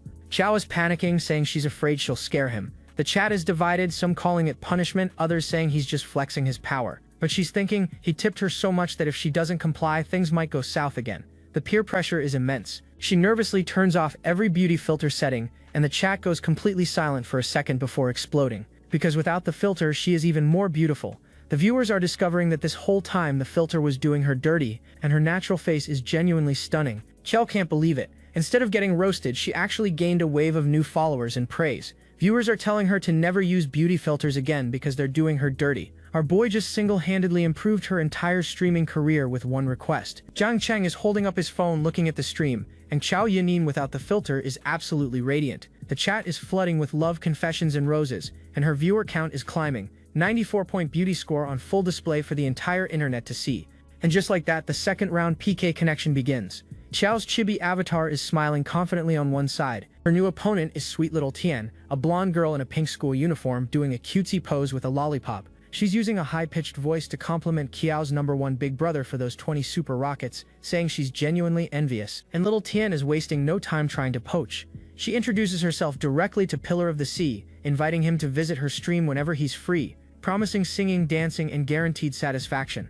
The recruitment pitch is aggressive. The two streamers are side by side, and the visual contrast is striking. Zhao Ying looking effortlessly gorgeous with her filter off, while little Tian is bringing the cutesy schoolgirl energy. It's a battle of aesthetics and both sides have their weapons. Little Tian calls for her own big brother Yishi Hua, and he shows up with 5 planes while hearts are flooding her screen. The donations are rolling in on her side and the PK is heating up fast. Zhang Cheng scoffs, thinking this opponent's supporter is way cheaper than the last round. He casually tosses 5 rockets and wonders if the other guy will even bother countering. The price difference between these two big brothers is comical. Zhao Ying is making a heart shape with her arms and thanking Pillar of the Sea for the rockets. The chat is calling him the GOAT, and she's glowing with a confidence we've never seen from her before. Winning changes a person. Little Tian is desperately calling for big brother Yishi Hua to counter, but there's no response. She's looking at her phone setup with growing panic. The big brother has gone silent, and without backup she's completely outgunned. And from there it's an absolute massacre. Round after round, opponent after opponent, they all get demolished. Our boy's wallet is an unstoppable weapon, and every streamer who faces Zhao Ying gets sent home with a KO stamp. But now things get serious. The final round opponent introduces herself as Dai Xiaomei, and she is looking absolutely incredible in that black cutout top. She asks Xiao if they should start directly or show off their talents first. This one has star-level confidence. Zhao Ying realizes she's been matched against Dai Xiaomei, one of the platform's 3 pillar streamers. That's like matching a bronze player against a grandmaster. She's panicking, thinking they way overestimated her. Qiao honestly tells Dai Xiaomei she can't sing or dance and has no talents, asking if they should just start the battle directly. Dai Xiaomei graciously says she'll dance for her supporters first while Qiao's side watches. The power gap in skill is enormous. But here's the thing, Dai Xiaomei's company did their research. They know Qiao suddenly got a wild big brother throwing 80,000 yuan at a nobody streamer, and she's thinking she likes big brothers like that. She starts performing a dance that is genuinely captivating. 2 minutes later, the hot dance ends and Dai Xiaomei blows a kiss at the camera. And credit where credit is due, this woman has actual talent on top of the looks. She's the full package and she knows it. And our boy, being the absolute menace he is, types that Dai Xiaomei danced very well and it made him want to switch sides. The chat immediately piles on, saying Qiao can't do anything except show her face, and that getting to the finals was pure luck. This man is stirring the pot on purpose. Zhao Ying looks like she's about to cry, asking if big brother Pillar of the Sea is really abandoning her. She says they're just one step away from reaching King tier together. The desperation in those big blue eyes is genuinely heartbreaking. And then Zhang Cheng drops the most unhinged message of the entire stream. He tells her to look at how Dai Xiaomei speaks compared to her, and then says if she's talking about reaching King tier together as in a threesome, both Zhao Ying and Dai Xiaomei are on screen together, and the chaos of that message is hitting them both in real time. And Zhao Ying's brain completely short-circuits as she stammers out, "A threesome?" The chibi version of her at the bottom perfectly captures the absolute nuclear meltdown happening inside her head. This man just broke 2 streamers with a single chat message, and I will see you in the next episode. Zhao Ying snaps herself out of it, thinking this is no time for wild thoughts. If she wants to win, the only option is to rely on big brother Pillar of the Sea. The chat is going wild, saying what a show this has been. She goes full desperation mode, begging her sponsor to save the last round and promising she'll sign up for dance classes right after the show. But the chat is dropping a friendly reminder that Dai Xiaomei's side has 3 level 100 big brothers on the list. The odds are not looking great. And that's when Dai Xiaomei's 3 super emperors open fire simultaneously. 3 rockets each, 9 total, just raining down on the stream like it's nothing. Even Qiao is frozen staring at the screen as one of the supporters joins with 2 more rockets for good measure. Dai Xiaomei initially calls it a mockery, but then suddenly gets an idea. She thanks Brother Badian for the 2 super hot posts and sarcastically says that without his medical expense donations, she simply could not continue broadcasting. This woman just turned a flex into a backhanded insult. Meanwhile, Zhang Cheng is staring at his phone watching the chat explode with question marks, Everyone is losing their minds because Qiao Mei just had the audacity to mock a super emperor on live television. The chat is saying they didn't expect her to be so powerful when she gets sarcastic. But our boy is doing the math in his head. The system topped up 3 million, he's got 2 million left, and if that's not enough, he still has hundreds of millions in his bank account.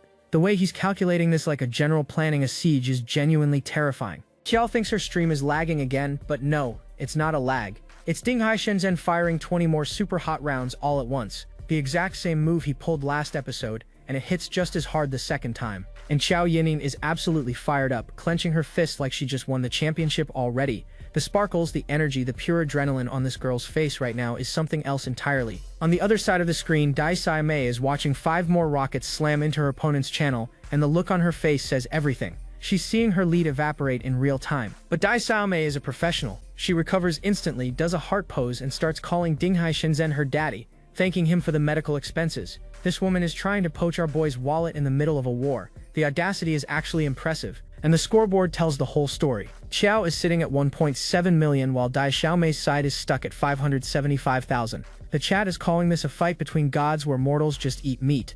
Dai Xiaomei's 3 emperors already spent 900,000 and it wasn't even close. Dai Xiaomei lets out a breath and asks the question everyone already knows the answer to. This should be a win, right? And honestly, yes. But then she notices something that makes her blood run cold. The rockets on her side have stopped, but Qiao's team hasn't stopped at all. The donations are still coming in and her supporters have gone silent. Zhao Ying can barely form words right now. 1.5 million? On her live stream, she's stammering that in her entire lifetime she never expected to see numbers like this. Dai Xiaomei is not going down without a fight though. She's on camera asking why they stopped, demanding more, telling them to come on and keep going. But the desperation in her voice is starting to show. And then the final blow. One of her big brothers types in chat telling Dai Xiaomei to forget it today and try again next time. That is the sound of surrender. Her own supporter just told her it's over, and the look on her face is pure disbelief. Jiang Cheng fires off a couple more rockets as a victory lap, and the viewer count is exploding past 50,000. He types that it seems like they've won, and that these last 2 shots are a declaration of victory. Just casually ending a war with pocket change. And just like that, Qiao Ying has defeated Dai Xiaomei and become the Guild War champion. Her stream skyrocketed in popularity, gaining over 50,000 new followers. The broadcast received 2.5 million in tips, and according to her contract she gets 700,000, from 0 wins to champion in one night. She's so overwhelmed she can barely keep herself together, bowing to the camera because she literally has no other way to express what she's feeling right now. Qiao Ying looks straight at the camera and asks Dinghai Shenzhen if she can add him on WeChat. She promises that whatever he likes in the future she'll immediately learn it and guarantee his satisfaction. And she is looking absolutely devastating while saying this. She offers to be his designated driver from now on, and Jiang Cheng types back saying no need, just passing by. But then adds that if she really wants to drive him to Eminiangyun, that would be fine since he'll be there for the next 2 days. Casual name drop of one of the most expensive resorts in Shanghai, and then the chat makes the connection. Someone recognizes that Dinghai Shenzhen is the same guy from the car show at noon. The big brother who's been raining millions on Chao's stream is actually a real-life rich second generation that people have already seen in person. The chat puts it all together. Someone says the big guy is the Ferrari owner from earlier that day, and another viewer drops a comment saying no wonder the world seems filled with rich people. Xiao is just sitting there processing this information in real time. She's confused about why he declined, but then realizes she can at least add him on WeChat. Her friendship value is already at 85, and she grabs her spare phone to send that friend request before he changes his mind. Xiao's message comes through on WeChat introducing herself, and Jiang Cheng checks her friendship value. It's just 5 points short of the threshold he needs, so he decides to pass on accepting for now. Strategic patience from a man who could buy the entire streaming platform. But then the system notification pops up and it is absolutely insane. Because the streamer's satisfaction reached SSS level, the system awarded a 1,000 times supercritical hit cashback totaling 2.3 billion yuan, and our boy immediately hits yes to withdraw it. Jiang Cheng is sitting there looking like the smedgiest man alive, thinking he had a blast online, experienced the joy of throwing money around, and got 2 billion back. He literally thinks money is so easy to make. This man spent millions and profited billions. Next day, our boy is passed out in bed looking like a fitness magazine cover, and Qiao Ying has already sent a message asking if he needs a designated driver today, saying she's available 24 hours a day. The dedication is unreal. He rolls over still half asleep and checks the message, thinking this little girl is already up this early. The man made 2 billion last night and still can't be bothered to set an alarm. Meanwhile, Qiao Ying is on her bed, hugging a pillow, confessing she couldn't sleep at all after finding out he was Dinghai Shenzhen. She's been up all night waiting for him to reply.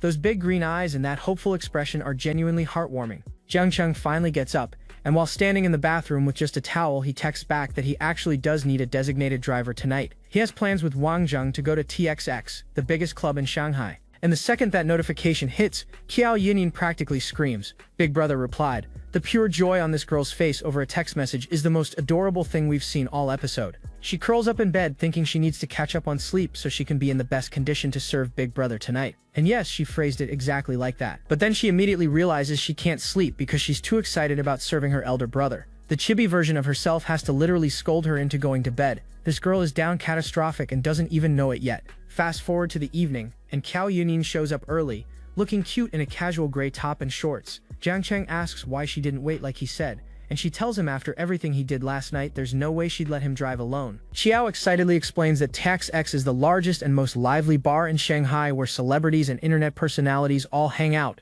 Jiang Cheng just tells her she knows a lot and to take him there, and they hop into his sports car like it's nothing. They arrive at the bar district and immediately our boy is turning heads. Random women on the street are whispering about who this guy is, saying his outfit is handsome and that watch on his hand definitely doesn't look cheap. And then the welcoming committee arrives. A bunny girl with glasses, a girl in a police uniform, and several others immediately swarm him like moths to a flame. Someone comments that all his clothes are branded. He must be a rich second generation. The Gooners are eating well tonight because these character designs are absolutely unhinged. They're all competing to get his attention.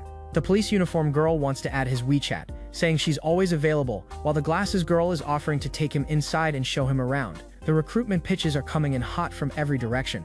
And then of course one of them pulls the classic move where she conveniently stumbles right into him, apologizing and thanking him for catching her. The oldest trick in the book, and these girls are running it on a professional level. The bunny girl is pressing right up against him and our boy just comments that everyone's already so energetic before he's even entered the bar. The absolute nonchalance of this man while surrounded by beautiful women is peak main character energy. Two more women show up asking if they can please let Big Brother into the store first, saying they want to go to the booth together so they can all play. At this point it's less of a welcoming and more of a feeding frenzy. And there in the background, standing alone next to the car, is Qiao Yining watching this entire scene unfold. The man she stayed up all night thinking about is being swarmed by a dozen gorgeous women, and all she can manage is a quiet expression of disbelief. But our girl is not about to just stand there. She charges through the crowd yelling at everyone to get out of the way, grabbing onto another girl who's trying to pull Jiang Cheng toward the booth inside. The territorial instincts just kicked in hard, and then she stops and asks herself why she has this stuffy, sour feeling in her heart.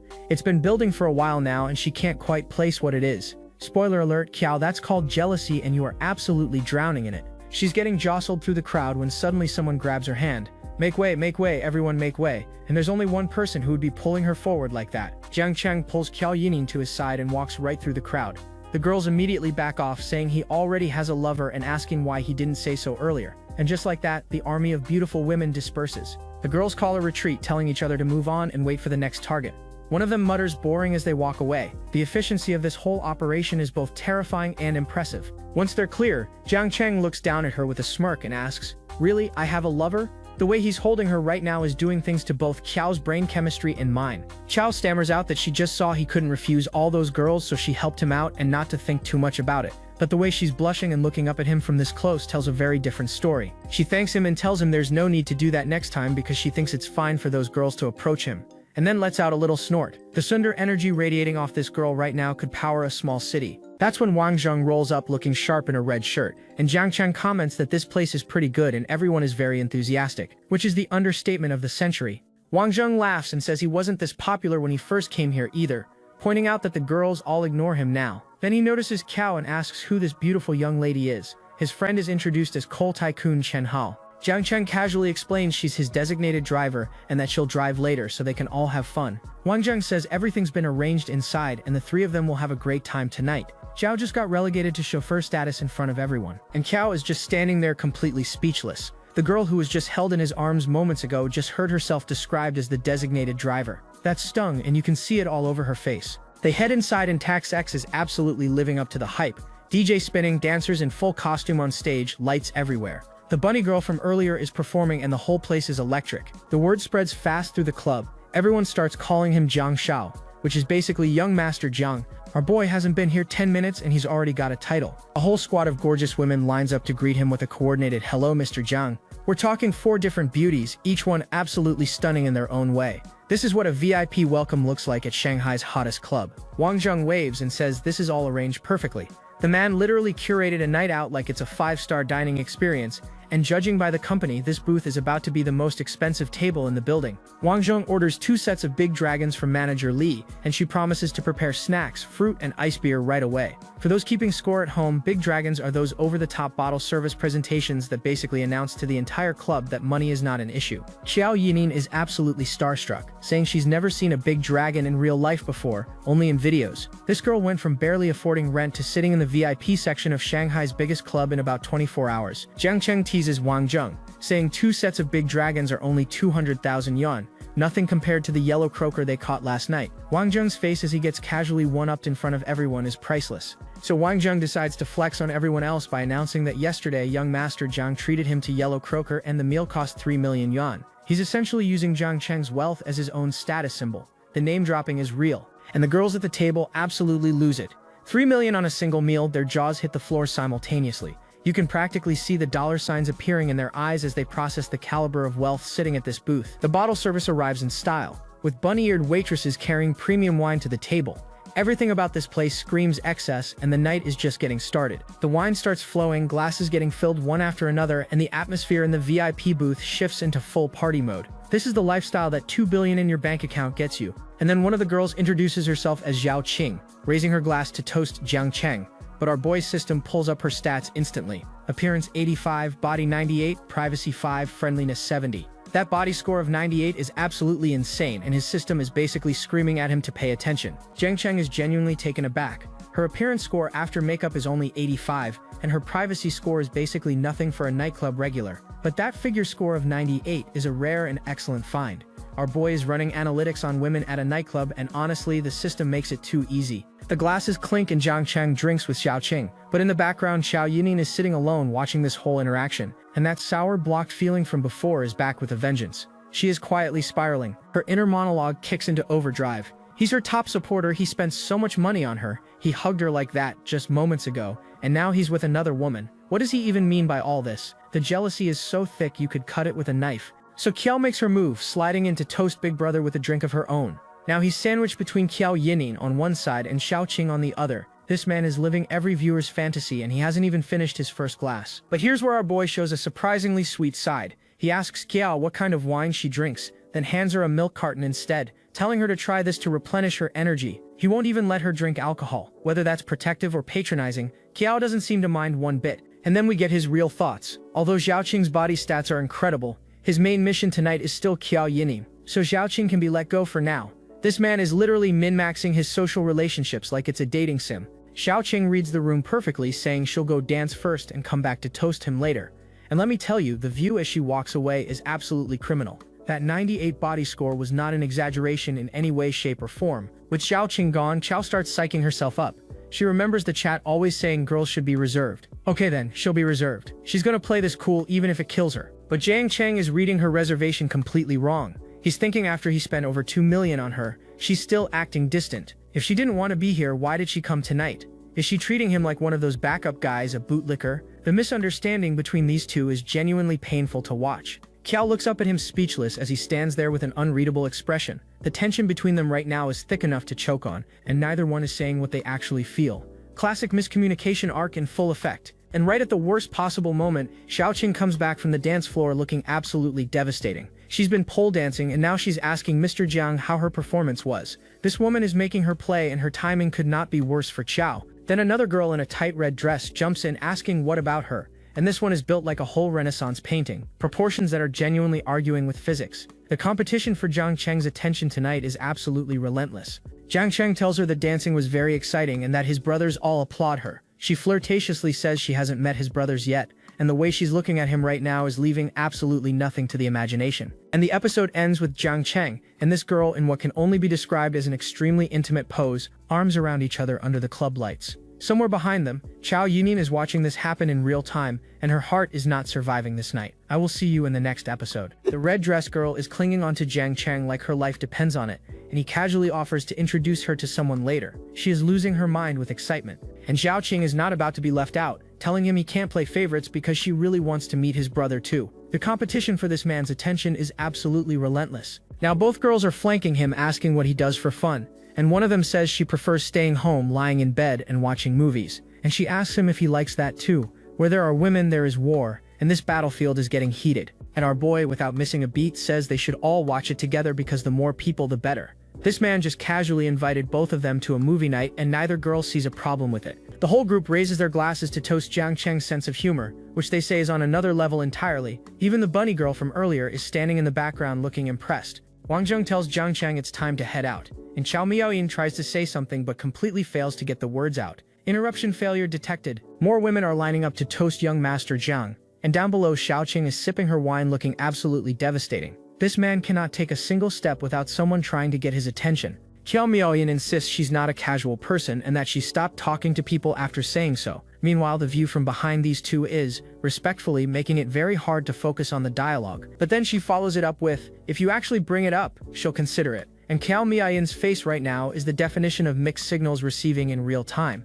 And then she admits she came here tonight mentally prepared, knowing she had to do something, but she's never done it before and doesn't know how to say it or do it. She's asking for more time, and honestly, this girl is spiraling. And here's where Jiang Cheng reveals his true strategy. Her score has reached 90 points, which means his plan is working perfectly. For the next 2 hours, he deliberately drank and joked with the other two women while ignoring Qiao Yinyin completely. And just like that, the party wraps up. Everyone's saying their goodbyes, promising to drink another time, and Jiang Cheng is walking out of TXX with two gorgeous women on either side of him. Peak main character exit. A driver pulls up calling out for his master, and Jiang Cheng walks both girls toward the waiting taxi. The late-night Shanghai skyline is glittering behind them. But then Qiao Yinyin catches sight of the blonde girl getting a little too comfortable near Jiang Cheng in the car, and the look of absolute shock on her face right now is priceless.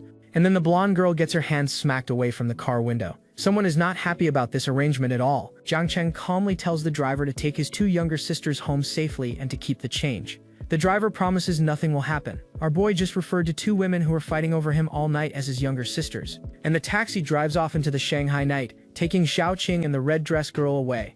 Jiang Cheng just watches it disappear down the street like he didn't just casually dismiss two gorgeous women. Xiaoqing is furious, yelling, "What the hell are you doing?" while the blonde girl is literally leaning out of the moving taxi calling out for young Master Jiang. These two do not want to leave. Jiang Cheng turns to Qiao Miaoyin and asks what she's waiting for, calling her the designated driver. She immediately scrambles into his sports car. This girl was waiting for exactly this moment. Fast forward half an hour, and Jiang Cheng finds Qiao Miaoyin standing inside his room at the resort. He asks what she's doing in here, still calling her the designated driver. This girl drove him home and then just let herself in. She says it's so late that taking a taxi isn't safe and asks if she can stay for the night.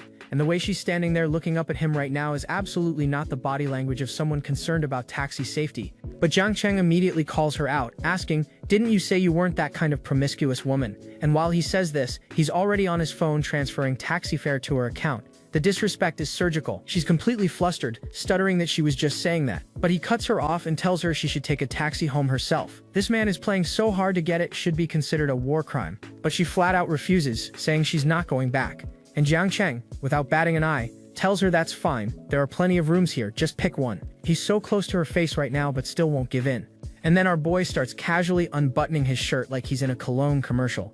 The nonchalance of this man is genuinely terrifying because he knows exactly what he's doing. She sees his massive bed and asks if they can sleep together since it's so big, and he hits her with the coldest line possible, saying he's not used to sleeping with strangers. She literally confessed her mental preparedness an hour ago and he's calling her a stranger. But here's the thing, his inner monologue reveals this is all going exactly according to plan. He's wondering if she's genuinely clueless or pretending, and why she didn't just sit down on the bed herself. Our boy is running a psychological operation on this poor girl, and you can see it on his face. That smirk right there is the look of a man who has complete control of this situation. Meanwhile, she's sitting behind him looking absolutely lost, and that's when she breaks.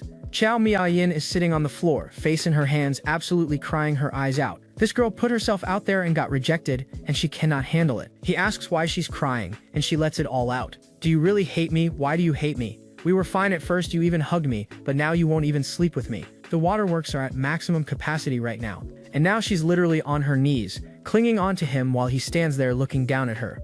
The view from this angle is, while the gooners are eating well tonight, but also this girl is genuinely heartbroken. And our boy finally relents. He sits down next to her and says, "Never mind, come here, just don't cry yet." The way he's holding her shoulder right now is the first genuine tenderness he's shown all night. And then they kiss.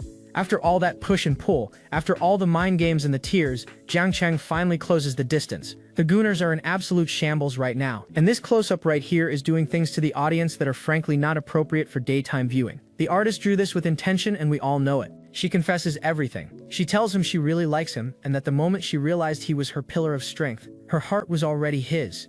And in the background, Jiang Cheng's heart monitor is going crazy. This girl went all in. He's looking at her with an expression that's impossible to read, while tears are still streaming down her face. The tension between them right now could power all of Shanghai. She whispers it one more time, "I like you, Jiang Cheng, really." And he wraps his arms around her, pulling her close. After all the calculated moves and strategic ignoring, even our boy couldn't resist this. He finally tells her he won't kick her out anymore and that she can sleep here tonight. She's holding on to him like she's never letting go. And honestly, after all that emotional torture, she's earned it. And Xiao Miaoyan is now lying on his bed, flushed red, looking up at the ceiling like she can't believe this is actually happening. The Gooners are reaching critical mass and I cannot blame them one bit. The next day at 9:30 in the morning, we cut to a completely different scene. A red-haired woman walks into an office, saying, "Excuse me," to Manager Yu. And let me tell you, this woman is absolutely stunning. Manager Yu looks up from her desk and tells Su-Wan to sit down, asking what she needs. And we're finally getting a proper look at Yu Xiaoxiao, who is giving serious boss woman energy in all black. Su-Wan gets straight to the point, asking if Manager Yu knows Jiang Cheng. Yu confirms they met during a business trip. And just like that, Jiang Cheng's name is coming up in corporate offices across Shanghai. Su-Wan asks if Jiang Cheng told Yu about signing her, and Yu confirms that she's already making preparations. Once the company handover is complete, she'll handle it immediately. Things are moving fast behind the scenes, and that's when Su-Wan puts it together and asks the big question. Are you resigning? The look on her face is pure disbelief because she's starting to understand the scale of what's happening. Yu confirms it without hesitation. She's leaving to join Jiang Cheng's company, and Su-Wan will be the very first artist signed under it. Manager Yu is betting her entire career on this man. Su-Wan is skeptical, saying Yu worked so hard to get to this position and Jiang Cheng's company is brand new. But Yu says she has 100% faith in him, that he's trustworthy and reliable, and at the new company they'll all be sisters. The loyalty this man inspires is genuinely impressive. Su-Wan is left standing there wondering why Manager Yu trusts Jiang Cheng this much. And honestly, that's a fair question because from the outside this looks insane, but we know something Su-Wan doesn't. But then a staff member bursts in saying the front desk called because someone has brought Manager Yu a surprise. It's downstairs waiting for her to sign for it. And this is about to get very interesting. Yu immediately tries to refuse, saying she doesn't want any flowers or necklaces, but the staff member nervously explains that it's not jewelry, it's a car, and it's already been paid for in full. Yu's face when she processes this information is absolutely priceless. And you can tell even the staff member can't believe what he's reporting right now. This poor guy is sweating just delivering the message because he knows how insane it sounds. Su-Wan immediately loses it, saying someone actually delivered a car and that's amazing. Even Yu is stunned, repeating, "A car?" And Su-Wan is already dragging them both downstairs to go see it. They walk outside and are immediately greeted with confetti poppers going off everywhere. This is not just a car delivery, this is a full production. Whoever arranged this went absolutely all out. A saleswoman in a sharp gray suit gestures toward a massive shape covered in black cloth and asks Miss Yu to please unveil it. The anticipation right now is killing everyone. And when the cover comes off, it reveals a pink Lamborghini gleaming in the sunlight. We're talking a custom-colored supercar worth millions, just sitting there wrapped up like a birthday present. Su-Wan is screaming that Sister Yu is so lucky, saying she's genuinely jealous, and Yu can barely form words, just repeating that it's a pink Lamborghini. The absolute flex of gifting someone a custom Lamborghini as a surprise is next level. And of course, the office gossip mill is already spinning. The co-workers are whispering that Manager Yu broke up with her fiancé, that her new boyfriend is incredible, and that the Lamborghini is worth 10 million yuan. One of them flat out says she wishes she had a boyfriend like that. The saleswoman hands over the car keys to Manager Yu, and this is the moment it becomes real. She's standing there holding the keys to a 10 million yuan pink Lamborghini that just appeared out of nowhere. Yu asks who sent it, and the saleswoman reveals it's Mr. Jiang Cheng. He said he hopes she'll like it, and you can see the exact moment this information registers on Yu's face because her whole expression transforms. Yu is standing there overwhelmed with hearts literally floating around her, saying no man has ever treated her like this before, and the system confirms it. Friendliness +1, now at 99. This man just maxed out a woman's affection meter with a single car. And back at the resort, the system pings Jiang Cheng with the news. Yu Xiaoxiao's friendliness has hit 99. Unlocking the inseparable through life and death achievement. A special reward gift pack is ready. Our boy says yes, open it. The rewards are absolutely insane. First, a consumption cashback card with up to 5 million and a 1 to 100 times multiplier. And second, an offspring devouring card that calculates cashback based on appearance score and satisfaction level. The system really just went there. And here's the kicker. The reward card has no limit on the number of participants. Solo queue, duo queue, or even a 5-player pre-made team. Our boy is literally wondering if that means the rewards would double. The absolute audacity of this system is unmatched. But our boy isn't just gonna rush into it. He's sitting there with his hand on his chin, calculating his next move like a chess grandmaster. Even with all these rewards, he's playing this smart. He reasons that satisfaction matters, so he can't just be reckless with the card. But then another system notification drops. He's unlocked the ability to start an investment company with a minimum of 10 million, and the system will even assign a top-tier investor and general manager to guarantee profits. Having money isn't enough. You need to know how to invest it. Something clicks in his head. The minimum is 10 million with a guaranteed 10% annual return, which means naturally, the more you invest, the greater the return. He's standing there in his bathrobe, holding up the system panel like he just discovered the cheat code to wealth. And without a moment of hesitation, he decides to go absolutely nuclear. 500 million yuan to start an investment company. This man doesn't do anything small. He names it Star Investment Company based in Shanghai with a full 500 million investment. And his stat sheet shows level 10, system reserve at 786,000, appearance 92. Our boy's empire is officially expanding beyond entertainment. And that's when Qiao Miaoyan walks in wrapped in nothing but a towel, asking if she woke him up. The system immediately pipes up, suggesting he try the new devouring card on her since her beauty score is above 90. Even the system is being a wingman right now. And things escalate very quickly from there. He's holding her while simultaneously checking the system panel. This man is multitasking between romance and financial optimization. And honestly, I respect the grind. He decides to hold off on the card for now, saying there's no need to rush and they can figure out the rules next time. But then she suggests they clear their minds with some morning exercise. And yes, that means exactly what you think it means. 1 hour later and they're having breakfast together like a proper couple. She asks him to please stop tipping on her live streams, and he immediately asks if she's trying to send him to visit that silly girl instead. The dynamic between these two is comedy gold. She clarifies that it's not about jealousy. The platform takes a 70% cut of all tips, which means his 2 million plus in donations mostly went to the company, not to her. She's actually looking out for his wallet right now, and whatever he says next makes her do a full spit take with her drink. The liquid is literally flying out of her mouth right now, which is both hilarious and kind of gross. She's genuinely distressed now, yelling that he spent 2.5 million yuan just watching a live stream and tipping. She says it hurts her heart to see him spend money so extravagantly. This girl is getting genuinely upset about how rich her boyfriend is. And that's when we get a reaction from someone new. A gorgeous woman in a business suit is wondering if this is what rich people are really like, spending over 2 million on virtual gifts. She calls it outrageous, and the proportions on this woman are absolutely arguing with physics. Zhang Cheng casually says, "Don't overthink it, it's just a small amount of money. 2.5 million, a small amount." And then Qiao Miaoyan nervously asks if she can still do live streams, saying she'll stop if he minds her identity as a female streamer.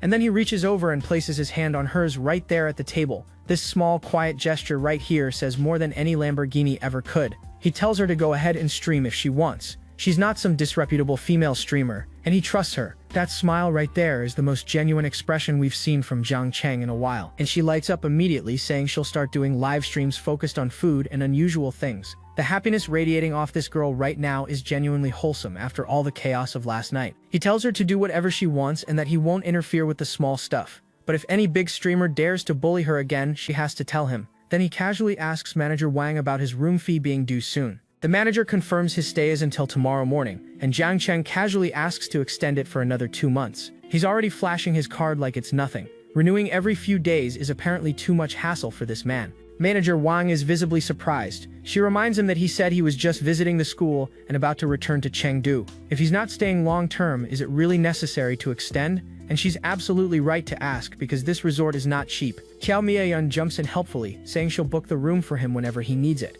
But then she points out the room rate is 80,000 yuan per day, not 80. She's making sure this man understands the math he's about to commit to. Zhang Cheng tells manager Wang she can't just do that, because if he were her boss, he'd definitely be unhappy about it. Even when people are trying to save him money, our boy insists on spending it properly. Manager Wang gently pushes back, saying that although she has no right to question his spending habits, 4.8 million yuan in room fees for 2 months when he won't even be there every day feels like a waste. This woman is genuinely worried about a billionaire's budget, and Qiao Miaoyan is sitting there eating a strawberry, quietly wondering to herself why this hotel manager is being so considerate of Zhang Cheng. Her jealousy radar is pinging and she hasn't even realized it yet. But our boy notices it too. He thinks manager Wang seems to care about him a lot, so he pulls up her profile screen. Wang Yuyan, age 24, appearance 90, body 94, privacy 0, and friendliness already at 80. Those are insane numbers for someone he barely knows. And Zhang Cheng is genuinely shocked. Appearance 90, privacy 0, but her friendliness toward him is already at 80. He hasn't done anything to earn that, and yet this gorgeous hotel manager is already nearly in his orbit. Something tells me this is far from over. I will see you in the next episode. And we're picking up right where we left off because Manager Wang is standing there wondering if she was too obvious. She's thinking his gaze felt strange, like maybe she revealed too much of herself just now. And now she's having a full-blown fantasy about Jiang Cheng being all romantic and intimate with her. The brain chemistry on this woman is absolutely compromised right now. She's imagining him with his other women, and despite knowing he already has 2 female confidantes, the more she learns about him, the more she's drawn in. This girl is speedrunning down bad. She tells her colleagues she can handle things here, and the narration straight up confirms it. The more these women do for Jiang Cheng, the more willing they become to keep doing even more. The man has accidentally created a loyalty loop, and the gooners are absolutely eating well right now because this angle is giving us a very generous look at Wang Yuyan as she gets comfortable. The proportions on this woman continue to argue with physics. And here's where it gets real. She's actually sitting there wondering if Jiang Cheng had made any demands back then. Would she have gone along with it? This woman is genuinely questioning her own boundaries for this man. Meanwhile, our boy has noticed everything. He's thinking he never expected that while he treated Manager Wang like a housekeeper, she actually had other thoughts about him. He finds it quite interesting, but with Qiao Yanin around, it's not the right time. He casually tells Manager Wang to just extend the reservation. His schedule is unpredictable, and he doesn't like the hassle of rebooking. Qiao Miaoyan is sitting right there eating ice cream while he drops another multi-million yuan decision like it's nothing, and Wang Yuyan turns to leave with this satisfied little smile on her face. And let me tell you, the view from this angle is absolutely certified goon material, built like a whole Renaissance painting in that business suit. Her colleague bumps into her and asks what's wrong, why she looks so worried, and whether the guest is difficult to serve. Wang Yuyan puts on a casual face and says no, the guests are actually very easy to please. The colleague is jealous, saying everyone envies Wang Yuyan's position. Her own guest just checked out, and she's probably going to be at the bottom of the rankings this month. The hospitality industry gossip mill is spinning. The colleague says she'd love to find business, but where is she gonna find it? She asks if Wang Yuyan really thinks everyone can land big client orders that last a whole week. Wang Yuyan gives her a warm smile and tells her not to be discouraged. The first 10 days of the month aren't even over yet, and who knows, she might get a big order tomorrow. Supportive queen behavior right here. The colleague says Wang Yuyan's guest room bill is due today, so she can finally rest after a busy week. She suggests they go back to the dorm together and get a good night's sleep, but the look on Wang Yuyan's face says she knows something this girl doesn't. And that's when Wang Yuyan casually drops the bomb. Her customer wants to extend their stay for 2 whole months. The colleague's jaw absolutely hits the floor right now. The colleague is completely losing it. 2 months at 80,000 yuan per day is basically a mountain of money, and Wang Yuyan just casually secured it like it was nothing. And this girl immediately does the math. That's a commission of 240,000 yuan for Wang Yuyan. She asks why on earth she would apply for a discount for someone who has too much money to burn, but Wang Yuyan explains that he said he was going back in a few days and wouldn't be staying forever, so she felt bad not giving him a discount. This woman literally sacrificed her own commission because she cares about this man's wallet. The colleague immediately gets nosy, calling her sister and offering to take over serving her guest. Then she starts asking if the guest is handsome and has a good physique. This girl is fishing hard right now.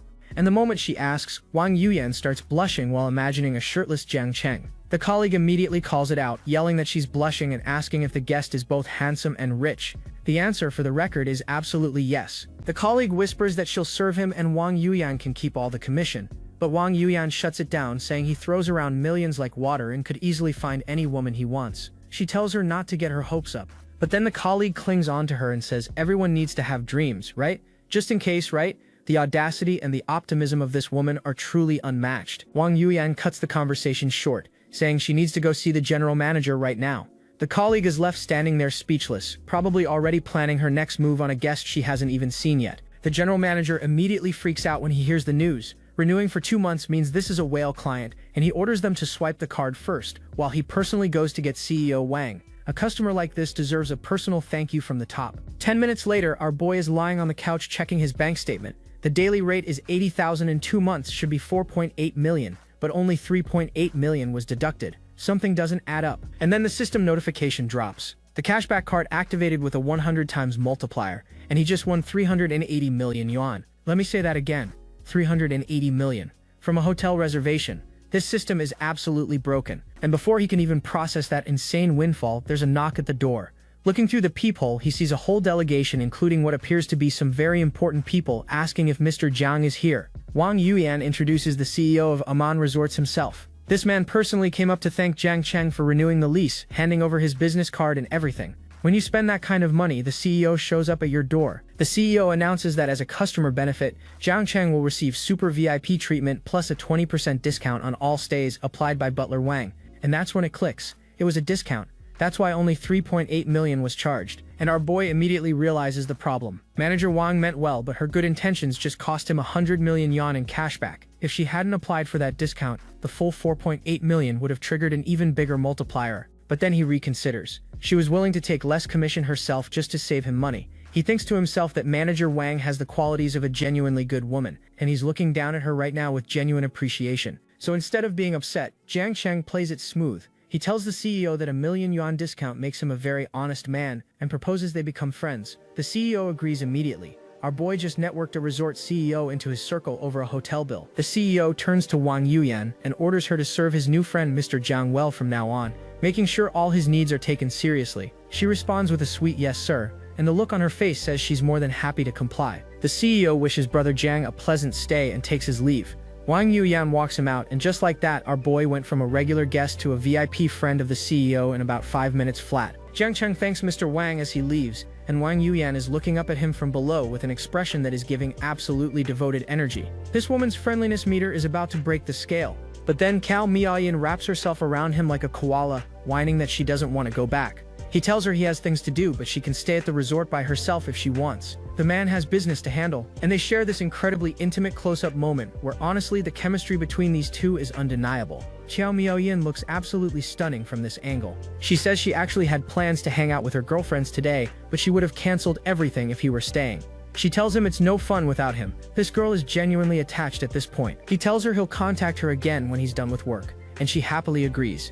These two have settled into a genuinely comfortable dynamic, which is impressive considering the chaos of last night. 1 hour later, and a blonde woman is running towards Jiang Cheng outside on the street, calling his name. And if you recognize those earrings and that all-black outfit, that's Yu Xiaoxiao, the woman whose friendliness just hit 99 last episode. Yu Xiaoxiao immediately kisses Jiang Cheng on the cheek to thank him, but then from behind them comes the most unhinged scream. A red-haired man is screaming her name and calling her every name in the book. This must be the ex-fiancé. And this guy Zhang Yu goes absolutely nuclear, threatening to jump into the Huangpu River right in front of them if Yu Xiaoxiao doesn't marry him obediently. The emotional manipulation on this man is genuinely concerning. Jiang Cheng turns to Yu Xiaoxiao and asks if she didn't say she had this whole situation sorted out already. The look on his face says he was not expecting this level of crazy today. She explains that Zhang Yu kept showing up at her company every few days to cause trouble. She didn't want to burden Jiang Cheng with this scoundrel, so she kept it a secret. Honestly, she should have led with this information. Zhang Yu fires back, calling them both adulterers who are cheating on him. This man genuinely believes he still has a claim on a woman who has very clearly moved on. The delusion is off the charts. Yu Xiaoxiao tells Jiang Cheng to just ignore this nonsense and leave, but Zhang Yu screams that if they dare to walk away, he'll jump into the river right now. He says he can't swim, so if he dies, they'll both be responsible. This man is weaponizing his own incompetence. Yu Xiaoxiao is visibly distressed right now, and you can tell this isn't the first time Zhang Yu has pulled something like this. The emotional exhaustion on her face is genuine, and things escalate into a full-on physical altercation. Zhang Yu grabs Yu Xiaoxiao, she's caught in the middle, and Jiang Cheng yells stop. This whole scene is a mess right now. Jiang Cheng grabs Zhang Yu and says, enough with the nonsense, he'll just lend him a hand. And Zhang Yu has absolutely no idea what's about to happen because the look on his face is pure confusion. Now here's where it gets absolutely insane. Our boy calls over the security guards and tells them this guy is threatening to jump into the Huangpu River. He offers each of them 5 million yuan to pretend to stop him when he jumps. The guards are understandably confused, and then Jiang Cheng lays out the most diabolical plan ever. During the struggle, accidentally let go. Zhang Yu falls in from emotional distress, then pretend to save him but be slow about it. This man just casually outlined a potential drowning with a straight face. Zhang Yu immediately panics, screaming about how this is a society governed by rule of law and you can't just hire someone to commit murder in public. The man who was threatening suicide 30 seconds ago is now very concerned about staying alive. Even the security guards are asking if he's joking. They're looking at each other like, is this guy serious right now? And Jiang Cheng is standing there below them with the most casual smile, like he does this every Tuesday. Our boy doubles down. He says he'll pay up front, get them the best lawyers to clear their names, and even if someone goes to jail, their family gets an extra 5 million. This man is literally negotiating a potential murder contract in broad daylight with complete confidence. And now Zhang Yu is literally trembling. He's being grabbed from behind and the security guards are closing in. The tables have completely turned on this man's little emotional blackmail scheme. Zhang Yu is screaming now, asking if they're really trying to murder someone for money in broad daylight.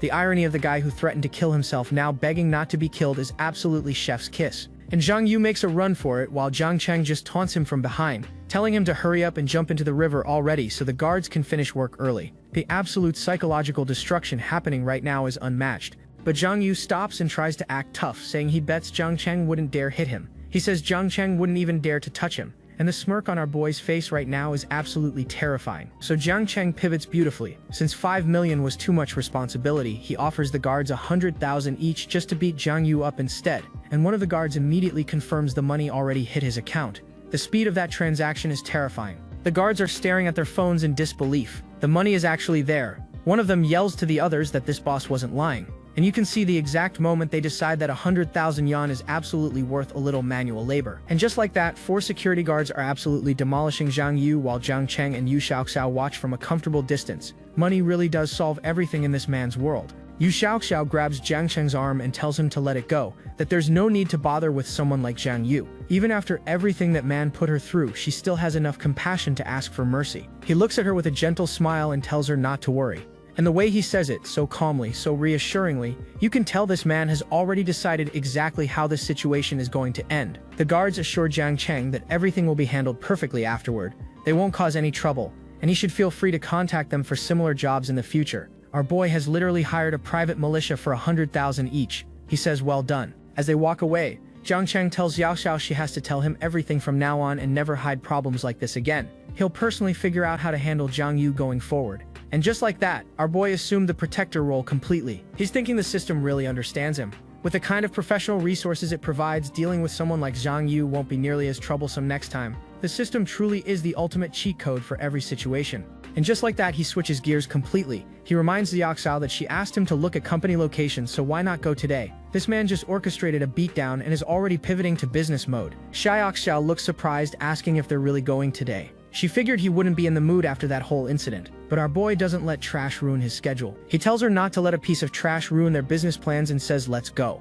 They hop into the supercar parked right on the street, and honestly the transition from beatdown to business trip is absolutely seamless. And their destination is none other than the Shanghai World Financial Center. When this man said he was starting an entertainment company, apparently he meant he was going to put it in one of the most prestigious buildings in all of Shanghai. They walk through the office space and Jiang Cheng says it's great for a startup. The decor is stylish and sophisticated, perfect for an entertainment company. Yu Xiaoxiao's new kingdom is taking shape right before their eyes. Xiaoxiao says with just a few minor layout changes, she could start working right here. She's already visualizing her new office, and the confidence on this woman is exactly why Jiang Cheng invested in her. Jiang Cheng sits down in one of the office chairs and casually asks Xiaoxiao to come sit down for a bit. And from this angle, the framing is, well, the author knew exactly what they were doing here. And Yu Xiaoxiao immediately interprets that as something else entirely because she walks over to the door, locks it, and pulls down the blinds.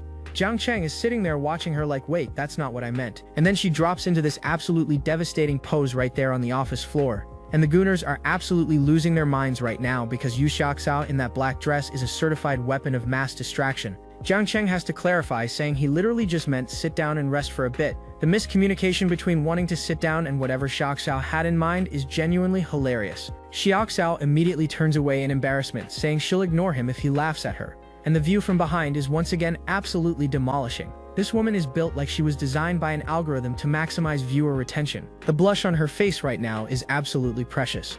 She went from boss woman CEO energy to flustered schoolgirl in about 3 seconds flat, and honestly it's the most endearing thing we've seen from her. But then she recovers and asks if she should just sit on his lap instead.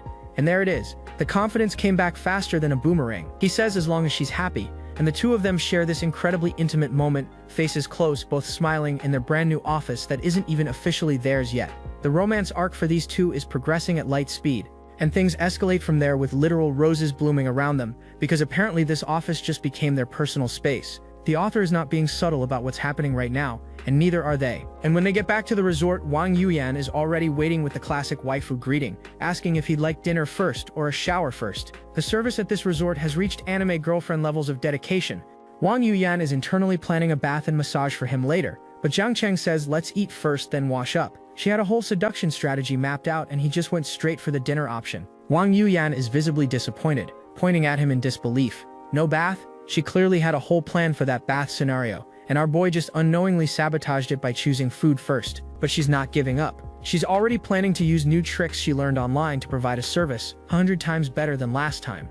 Wang Yuyan in that outfit right now is absolutely giving everything she has to this mission. Down Catastrophic doesn't even begin to cover it. She serves him dinner, and Jiang Cheng is sitting there thinking that manager Wang picked the wrong time to make her move. He internally notes that she came at a bad moment, and maybe next time, even our boy recognizes what she's trying to do. She pours his coffee with that signature devoted smile, and he's sipping it while looking perfectly content. The domestic energy between these two right now is off the charts, and she's technically just his hotel butler. The next day, Jiang Cheng shows up at an auto show, invited by his new friend Brother Wang, the resort CEO. The networking from yesterday is already paying dividends. They ask which display he'd like to visit first. And then our boy spots her, a woman in a gold dress standing at the auto show who is absolutely devastatingly gorgeous. The proportions on display right now have my complete and undivided attention, and I am not ashamed to admit it. The crowd is going wild, saying Ferrari managed to hire goddesses of this caliber, praising their height, figure, and looks as all star level.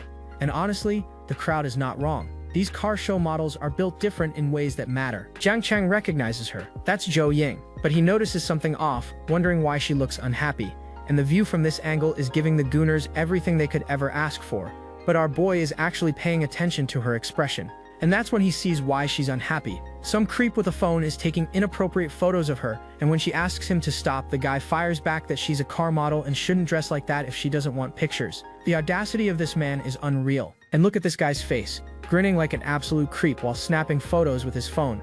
This is exactly the type of person who makes everyone uncomfortable at public events. And that's when Jiang Cheng locks in. That expression right there is the look of a man who has already decided what's about to happen. The creep has no idea what kind of storm is headed his way. A crowd of bystanders is already watching the situation unfold, and something tells me Jiang Cheng is about to handle this creep the same way he handles everything, with overwhelming financial force and zero hesitation.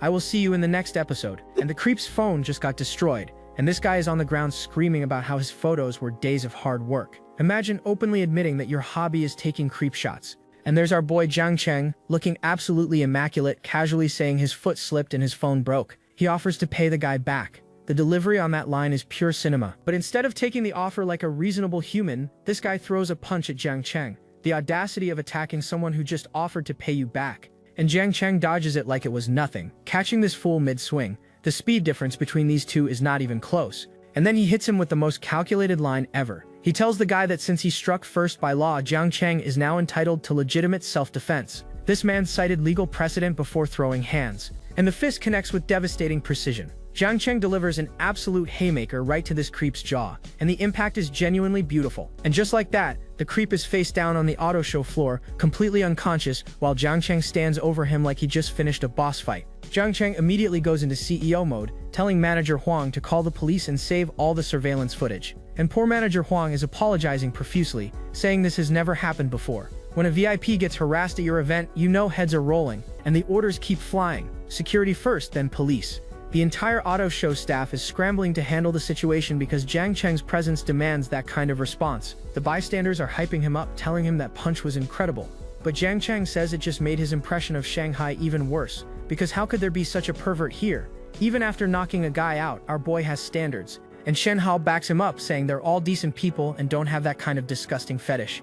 The contrast between normal guys and the creep on the floor is absolutely stark. And then Zhao Ying comes over to thank him, and good lord, this woman in that gold dress is absolutely devastating. She's asking if he's alright, and he says the only thing that matters is that she's okay. Smooth and protective in one line. And of course Wang Zheng and Chen Hao immediately start roasting him. They're saying no wonder Jiang was so furious, it was all because of his lover. The boys are doing what boys do, which is make everything worse. Jiang Cheng corrects them, introducing her as his high school classmate, Zhao Ying. And the way these two look standing next to each other right now is giving main couple energy that's hard to ignore. He introduces Wang Zheng and Chen Hao as his brothers, and Zhao Ying politely greets them. Meanwhile, every guy in this scene is trying very hard not to stare at that dress. And honestly, I respect the effort. Zhao Ying asks if he's here to look at cars again today, and the gooners are eating very well right now, because this close-up is not playing fair. The proportions on this woman are arguing with physics. Jiang Cheng says he's just browsing and might pick out a car for his dad. Zhao Ying immediately asks when he's coming back to Chengdu because she still owes him a meal. She's definitely keeping tabs on this man. He invites her to dinner tonight since Chen Hao is treating everyone. She agrees to contact him after work. And Zhao Ying in that gold dress from this angle is certified goon fuel. The author knows exactly what they're doing with this character design. The boys start browsing, and Wang Zheng asks if Jiang Cheng is eyeing this 4-door supercar. They're standing around a luxury sedan that looks like it costs more than most people's houses. The salesman launches into his full pitch about the 3-liter inline 6-cylinder engine and the hybrid system, but Jiang Cheng cuts him off and says, just tell me the price. The highest configuration is 2.2 million yuan, and the salesman barely finishes before Jiang Cheng is already done listening. Jiang Cheng doesn't care about the freebies, he just wants to know one thing. Can they deliver it to Chengdu? This man treats buying a 2 million yuan car the same way normal people order takeout. And the salesman is absolutely glowing, practically bowing with sparkles around him, confirming they offer nationwide delivery and will handle all the registration. This is the easiest commission of his entire career. And out comes the legendary black card. Jiang Cheng just casually says swipe it like he's paying for a coffee and not a luxury supercar. The flex is effortless, and the salesman is about to have the best day of his life. But here's the wholesome part. He asks them to prepare a special handover ceremony when the car arrives in Chengdu because he wants to surprise his father. The salesman guarantees it'll be perfect. Our boy drops millions on supercars and his motivation is making his dad happy. Wang Zheng asks if this car is for his father, and Jiang Cheng casually says his mother probably won't complain since it's low-key. And Chen Hao immediately fires back, asking how a 4-door supercar is understated. The rich person brain is truly a different species. The narration drops that Jiang Cheng has been in Shanghai for barely over a week and has already bought 4 cars, all worth half a fortune combined. Wang Zheng just shrugs and says when you have money, you do whatever you want. And honestly, that's the most accurate summary of this entire manhwa. Chen Hao admits that when he wanted his first supercar, his dad had to beg him for ages before buying it. But Jiang Cheng is out here buying his father a supercar outright. Even the rich kids are jealous of our boy's filial piety levels. After all the paperwork is done, Zhao Ying shows up after her shift, and she's changed into a simple white t-shirt and jeans, and somehow she looks even more devastating in casual clothes. The narration literally says she deserves the title of school's most beautiful girl, and there is zero argument here. In the car, Jiang Cheng asks her about summer vacation ending and whether she's heading back to school soon. The chemistry between these two in the car is giving something special, and that's when Zhao Ying opens up. She mentions her family's bankruptcy and asks if he's surprised to see her just scraping by for living expenses at an auto show. There's a vulnerability in her eyes right now that hits different. She says people at school talk behind her back, but she never had real friends anyway, so she doesn't care. Earning money with her own hands feels more real than anything she had before. This woman went from heiress to self-made and came out stronger. Jiang Cheng tells her a beautiful woman with her looks will never have trouble making money. She fires back that everyone says that, but nobody explains where the money will actually come from. He laughs and says he thought she was a cool and aloof beauty, but she's actually super down to earth. She says she's never considered herself a school beauty and feels bad for mooching off him twice already when she should be the one treating him. The humility on this girl is genuinely refreshing compared to everyone else in Jiang Cheng's orbit. He casually says it's all just eating, there's not much difference, and the supercar zips through the city streets because when you're Jiang Cheng, even a casual dinner involves arriving in a vehicle worth more than most apartments. They arrive at a farmhouse restaurant where the whole crew is already waiting. Wang Zheng calls them over, inviting Jiang Cheng and his beautiful classmate to sit down. The dinner party is assembled. But wait, someone spots an unexpected guest, and the reaction is immediate. What's he doing here? No one should have invited him to this gathering. Something tells me dinner is about to get very interesting. Jiang Cheng asks what's wrong, and Chen Hao explains that the guy's name is Wang Cheng. He has a grudge against Wang Zheng. They don't normally hang out, and nobody knows which fool invited him. Drama is already brewing. Wang Qiang rolls in with his whole entourage like he owns the place. Apparently this guy hates being called Zhao Qiang and insists on being called Brother Wang, which is the exact kind of fragile ego energy that always leads to problems. Someone from Wang Qiang's side tells him to calm down, saying they're here to make friends and get things done. But the look on Wang Qiang's face says he has zero intention of playing nice tonight. For a moment things seem to calm down. Everyone's complimenting the pork stew. Someone suggests grabbing drinks, and the vibe is almost normal. Half an hour later, and Wang Qiang starts running his mouth about insider stock tips that are guaranteed to make a profit. Because nothing says trustworthy like a guy bragging about insider trading at a dinner party. And then Wang Qiang starts lecturing about making connections and being discerning with friends, saying you need real relationships, not fair weather ones. Meanwhile, a woman at the table is asking him about the 10 million he supposedly made in stocks. The flexing is getting unbearable. And Wang Zheng is thinking that this whole time, Wang Xiang has been subtly sarcastic and mocking towards both him and Chen Hao. The passive aggressiveness at this table is reaching critical mass, and Chen Hao decides enough is enough. He brings up the 2 million yuan that Wang Qiang borrowed 2 years ago and asks if he can repay it now. Wang Qiang immediately gets furious about being called by his nickname. The man owes 2 million and is worried about name protocol. Chen Hao is about to lose it, slamming his hand on the table, but someone tries to calm him down before things escalate. The tension at this dinner just went from passive-aggressive to actively aggressive. And that's when a drink goes flying across the table, spilling everywhere. The nice farmhouse dinner has officially devolved into chaos, and the food is collateral damage. And the drink lands right on Zhao Ying. She gasps in shock as the liquid splashes all over her white shirt. And now things just got personal for Jiang Cheng. Even Wang Qiang's own crew is shocked, yelling at him asking what he means by this. When your own people are questioning your behavior, you know you've crossed a line. Chen Hao asks Wang Qiang point blank if he came here just to go crazy on them. The patience at this table has completely evaporated. But here's the hilarious part.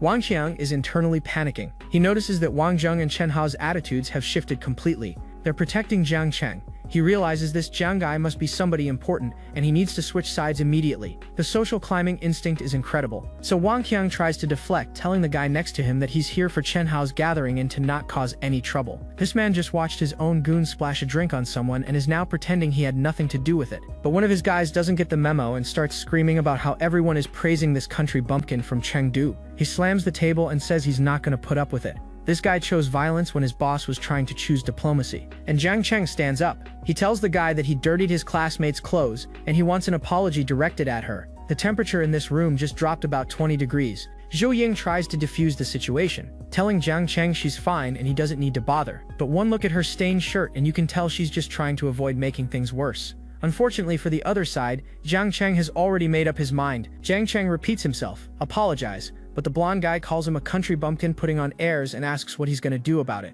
The man really just doubled down on disrespecting someone who knocked out a creep with one punch earlier today. And there it is. Jiang Cheng absolutely slaps this man into the next dimension. The impact is so clean that you can practically hear it through the screen, and the guy goes flying, crashing to the floor with the kind of impact that makes you feel it in your teeth. Jiang Cheng's hands are rated E for everyone apparently, and Jiang Cheng hits him with the most cold-blooded line. He asks if the guy really thinks he's made of mud just because he keeps calling him a country bumpkin. That look in his eyes right now is pure ice. The guy is holding his face in disbelief, stammering about how Jiang Cheng dared to hit him. The swelling is already visible. This man really found out after choosing to find out, and then Jiang Cheng delivers the most disrespectful line in the entire series so far. He suggests the guy see a neurologist, and if he can't afford it, Jiang Cheng will personally pay for it. The financial flex combined with the insult is genuinely devastating, and the guy completely loses it, grabbing a chair and swinging it at Jiang Cheng. Someone yells for Brother Jiang to be careful, but based on what we've seen so far, the concern should really be directed at the chair. And Jiang Cheng kicks the chair right back into this guy's face. The chair attack backfired so spectacularly that it's basically a self-inflicted wound at this point. Wang Zheng and Chen Hao step in and tell Wang Xiang that his boy caused this mess with his foul mouth, and here's his chance to get lost. The cleanup crew has arrived and they're not being gentle about it, and Wang Xiang leaves with the classic villain exit line calling Jiang Cheng a country bumpkin and promising he won't let him get away with this. Death flags planted and flourishing because this man has no idea who he just threatened. And instead of being worried, Jiang Cheng casually asks about Wang Qiang's background. Turns out his family is in the food industry with 2 listed companies and they've been gaining market share, which is why he's so arrogant. And then Jiang Cheng smirks and says he'll see just how capable they are. That expression right there is the face of a man who already has a plan. Wang Cheng's family has absolutely no idea what's coming. Zhao Ying apologizes for causing trouble again, but Jiang Cheng brushes it off as nothing. Internally though, he's thinking the incident ruined her appetite, so it's best to send her home soon. Always thinking about others, this man. Jiang Cheng tells the boys they've had enough to drink and they'll be heading out. And the way he and Zhao Ying look standing together right now, you'd think they were already a couple leaving a double date. Wang Zheng apologizes profusely for the disaster, but Jiang Cheng waves it off and says they're brothers, no need for formalities, and he'll see them next time. Smooth exit, 0 grudges held against the people who actually matter. And then Jiang Cheng does something unexpected. He hands Zhao Ying the car keys, remembering she can drive, and suggests she take the wheel. Zhao Ying says she's driven supercars before. The former heiress energy is real. He teases her about being a famous heiress in Chengdu, and she playfully tells him not to tease her, promising she'll get him to his destination safely. The flirting energy in this car right now is absolutely immaculate. Zhao Ying says it's been ages since she's driven a supercar and she really wishes she could go faster. You can see the genuine joy on her face, like for a moment she's back to the life she used to know. And Jiang Cheng says he didn't know she liked racing. As the supercar tears through the streets, this man keeps discovering new sides to Zhao Ying, and each one makes her more interesting. She says she's never had the chance to race before. Her family was too strict, and now she doesn't have the opportunity. The way she says it with that bittersweet smile is genuinely heartbreaking. This girl lost everything and just wants to feel free, And without hesitation, Zhang Cheng promises to take her racing next time he has the chance. Just like that, he's filling the gaps that life took away from her. The romance arc for these two is building beautifully. They arrive at her place, and Zhao Ying tells him she'll always remember his help. He asks why she's bringing this up all of a sudden, and the way they're standing together right now, hands practically touching, is giving every romance flag in the book. She tells him it's getting late and he should go rest, and she'll be going now. But the blush on her face and the way she's fidgeting right now tells you everything words can't. Zhao Ying is down bad and trying her absolute hardest to hide it, and she practically runs away. Zhang Cheng is standing there confused, wondering why she suddenly bolted. Was she shy? Meanwhile, Zhao Ying is walking away with her heart probably doing gymnastics. These two are dancing around each other and it's adorable. But our boy snaps out of it immediately. He says forget about that for now, it's time to get down to business. He pulls up his system app and starts planning. The security team the system gave him is about to get its first real assignment, and Wang Qiang's family is the target. The very next morning, Zhang Cheng wakes up to check his phone, and Wang Qiang's family food safety problems are already trending on social media. Someone calls in with the details. Wang Qiang's family has been exposed for foot-stomped pickled cabbage and swill-soaked bamboo shoots. The entire food safety scandal is blowing up in real time, and every disgusting practice is being laid bare. Zhang Cheng is on his couch watching the fallout, confirming that it's not just the pickled vegetables. They've also been caught using rotten, expired raw materials for their noodle products. Every skeleton in that family's closet is coming out at once.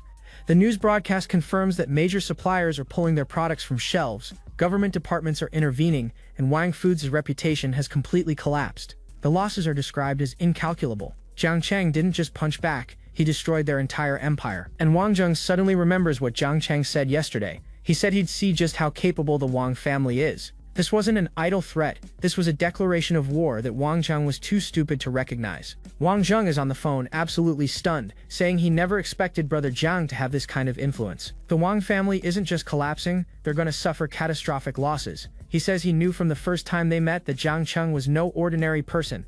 And Shanghai is on the other end of that call, equally shaken. These two rich kids who've seen plenty of power plays in their lives are genuinely awed by how fast and thoroughly Zhang Cheng dismantled an entire food conglomerate overnight. Meanwhile, at the Wang family household, Wang Cheng's father is on the phone, screaming at suppliers, begging for time to handle the crisis. The old man is panicking because his entire business is crumbling and he doesn't even know why yet. The father is furious, demanding to know who's messing with him. He still has no idea this entire corporate apocalypse was triggered by his son picking a fight with the wrong person at a dinner party. Wang Qiang comes in asking his father what happened, and the old man immediately notices something wrong. The two of them standing face to face right now has serious consequences written all over it. The father immediately zeroes in on Wang Qiang's bruised and swollen face, demanding to know what happened and where he went to cause trouble this time. This old man already knows his son is a walking liability. Wang Qiang admits he got beaten up by some country bumpkin from out of town and says he's thinking about how to deal with him. This man is still plotting revenge while his family's company is literally burning to the ground because of him.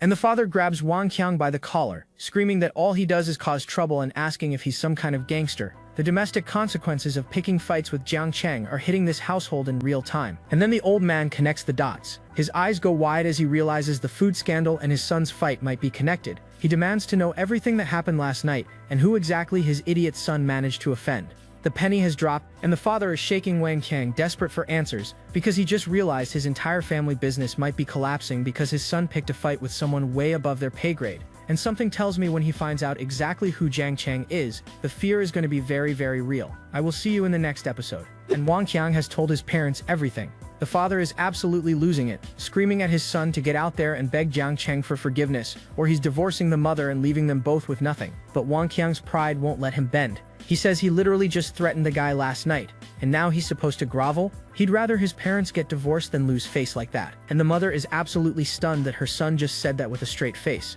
This family is imploding in real time.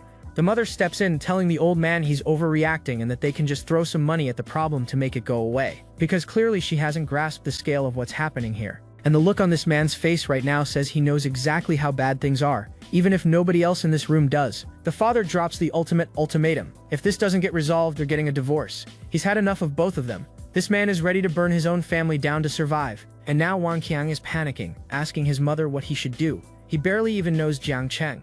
The arrogance from last night has completely evaporated. The mother is in full meltdown mode, telling him it has to be Zhang Cheng behind it all. She's begging her son to go apologize because if his father actually divorces her, she won't even have enough money to survive. The guilt trip is hitting different right now. Meanwhile, our boy Jiang Cheng is casually eating breakfast while getting a status update. The Wang family's raw material issues have completely disrupted their operations, and out of their 500 million in assets, they're about to lose 400 million. Jiang Cheng just says to keep pushing steadily. This man is eating croissants while destroying an empire. And then Manager Wang leans in to ask if he'd like some porridge. And the gooners are being fed a 5-course meal right now because this woman in that outfit is genuinely arguing with the laws of physics. Jiang Cheng says the porridge sounds great, but then drops a very interesting follow-up question. He wants to know who changed him out of his pajamas. Our boy woke up in different clothes and has some questions. And here's where we get Manager Wang's internal monologue. She's thinking that Jiang Cheng brought home another stunningly beautiful woman, and she needs to step up her game.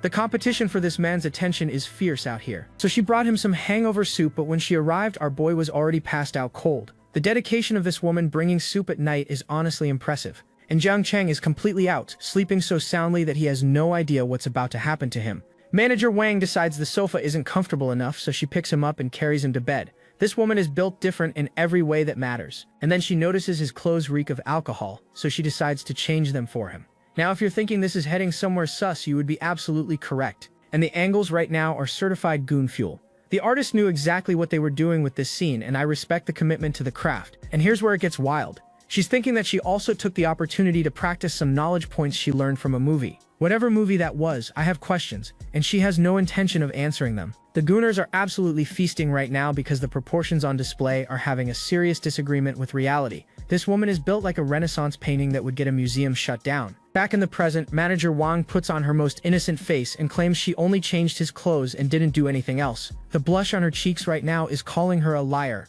And Jiang Cheng's heart is pounding because something tells him that wasn't just a dream last night. This man is sitting at the breakfast table having a crisis while she stands there looking completely composed. Manager Wang smoothly transitions, saying he must be feeling unwell after drinking so much and offering a new massage technique she recently learned. Jiang Cheng just casually agrees. This man has no idea what he just signed up for. And then she drops the bomb. She asks, "Shall we go to bed?" And the way she says it with that look on her face is sending every possible signal at maximum volume. Jiang Cheng agrees naturally, telling her he'll trouble her for the massage. Our boy is maintaining composure like a professional, but you can tell the brain is doing overtime processing what's happening.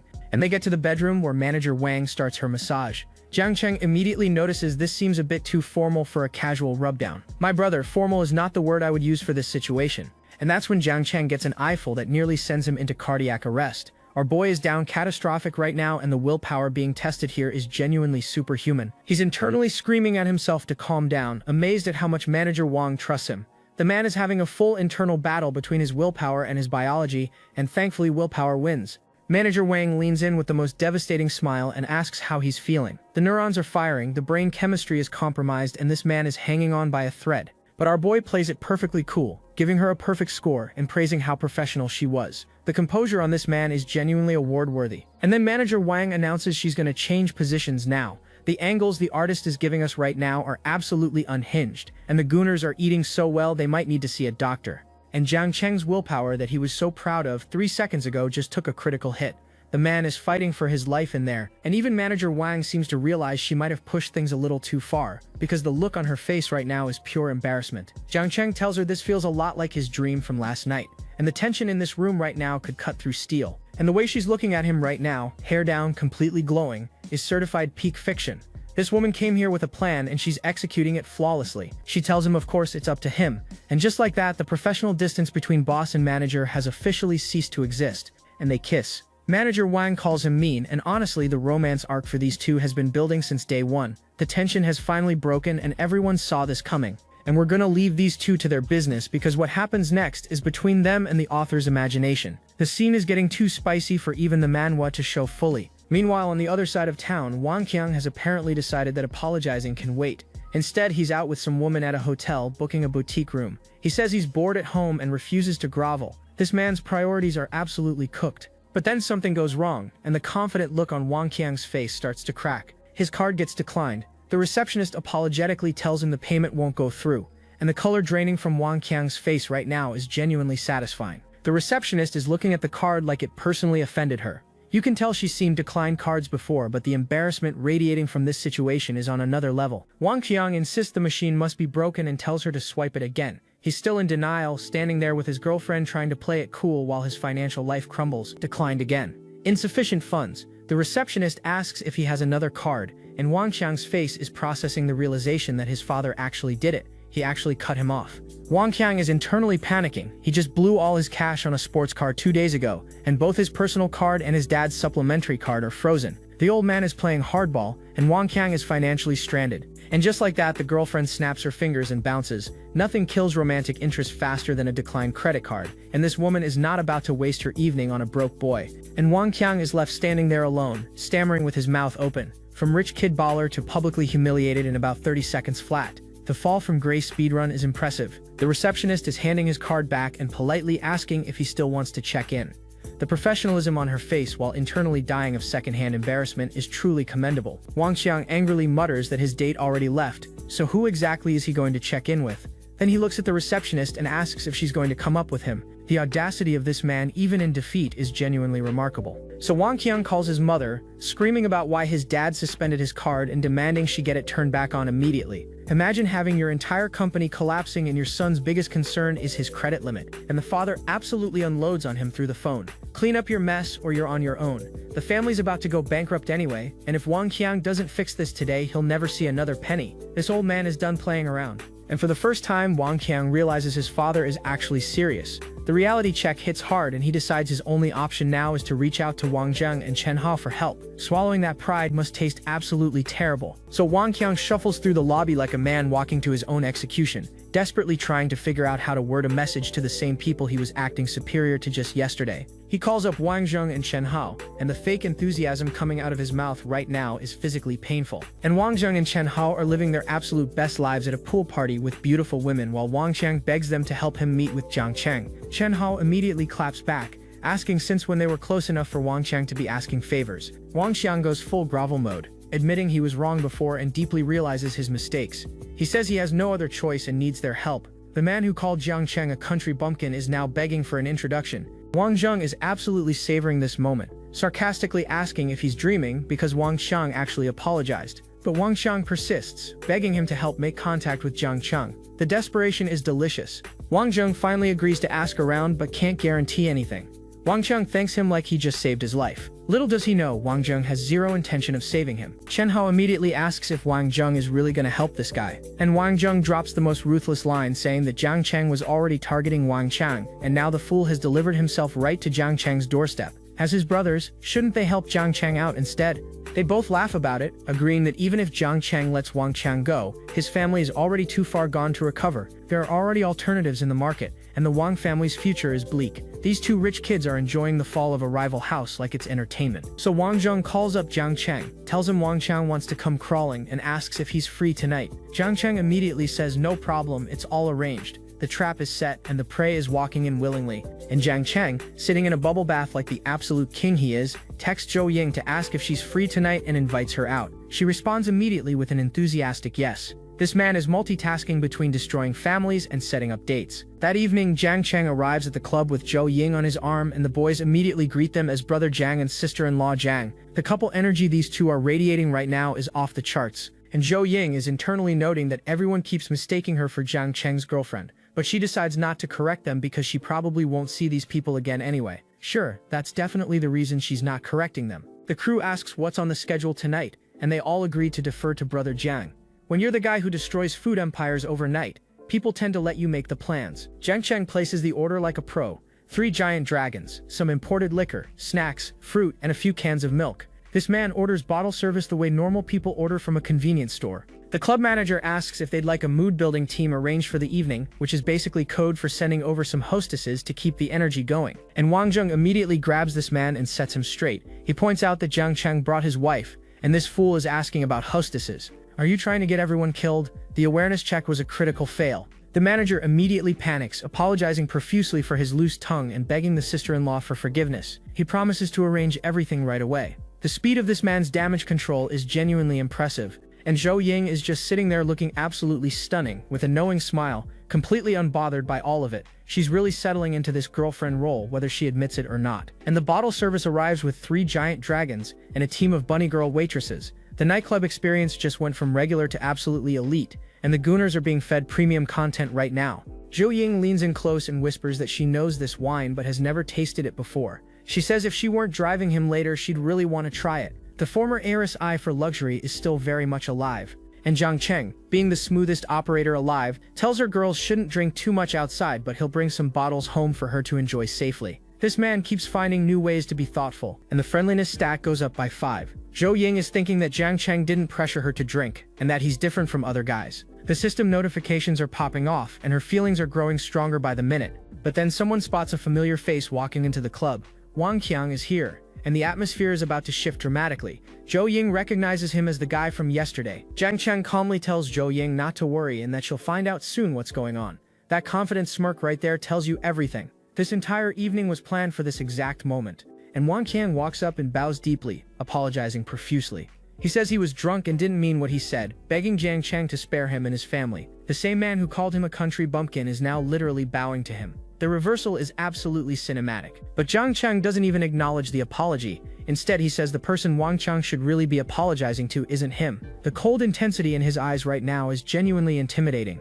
Wang Qiang is confused, but Jiang Cheng just tells him to think about it carefully. And the way he's sitting there with Zhao Ying beside him, completely in control of the situation, is peak alpha energy. Jiang Cheng stands up and spells it out. He doesn't care about the apology to himself, but Wang Qiang dirtied his classmates' clothes last night and he wants an apology to her. Wang Qiang immediately remembers and apologizes to Zhao Ying. This man orchestrated an entire evening just so his girl would get the respect she deserves. Wang Qiang is on the ground looking absolutely crushed. The humiliation of having to bow to the same person he disrespected yesterday is eating him alive from the inside. Zhao Ying tells Jiang Cheng not to worry about her, that she's fine, but the look on her face right now says she's genuinely moved that he went this far for her sake. And then it clicks. Zhao Ying realizes Jiang Cheng brought her here specifically so Wang Qiang would apologize to her face. He genuinely cares about her feelings. And there's another friendliness plus 5, because this woman is falling hard and the system is keeping a running tab. Wang Qiang is practically groveling now, begging both Jiang Cheng and the sister-in-law to be magnanimous and not hold a grudge anymore. The desperation on this man's face is almost enough to make you feel sorry for him.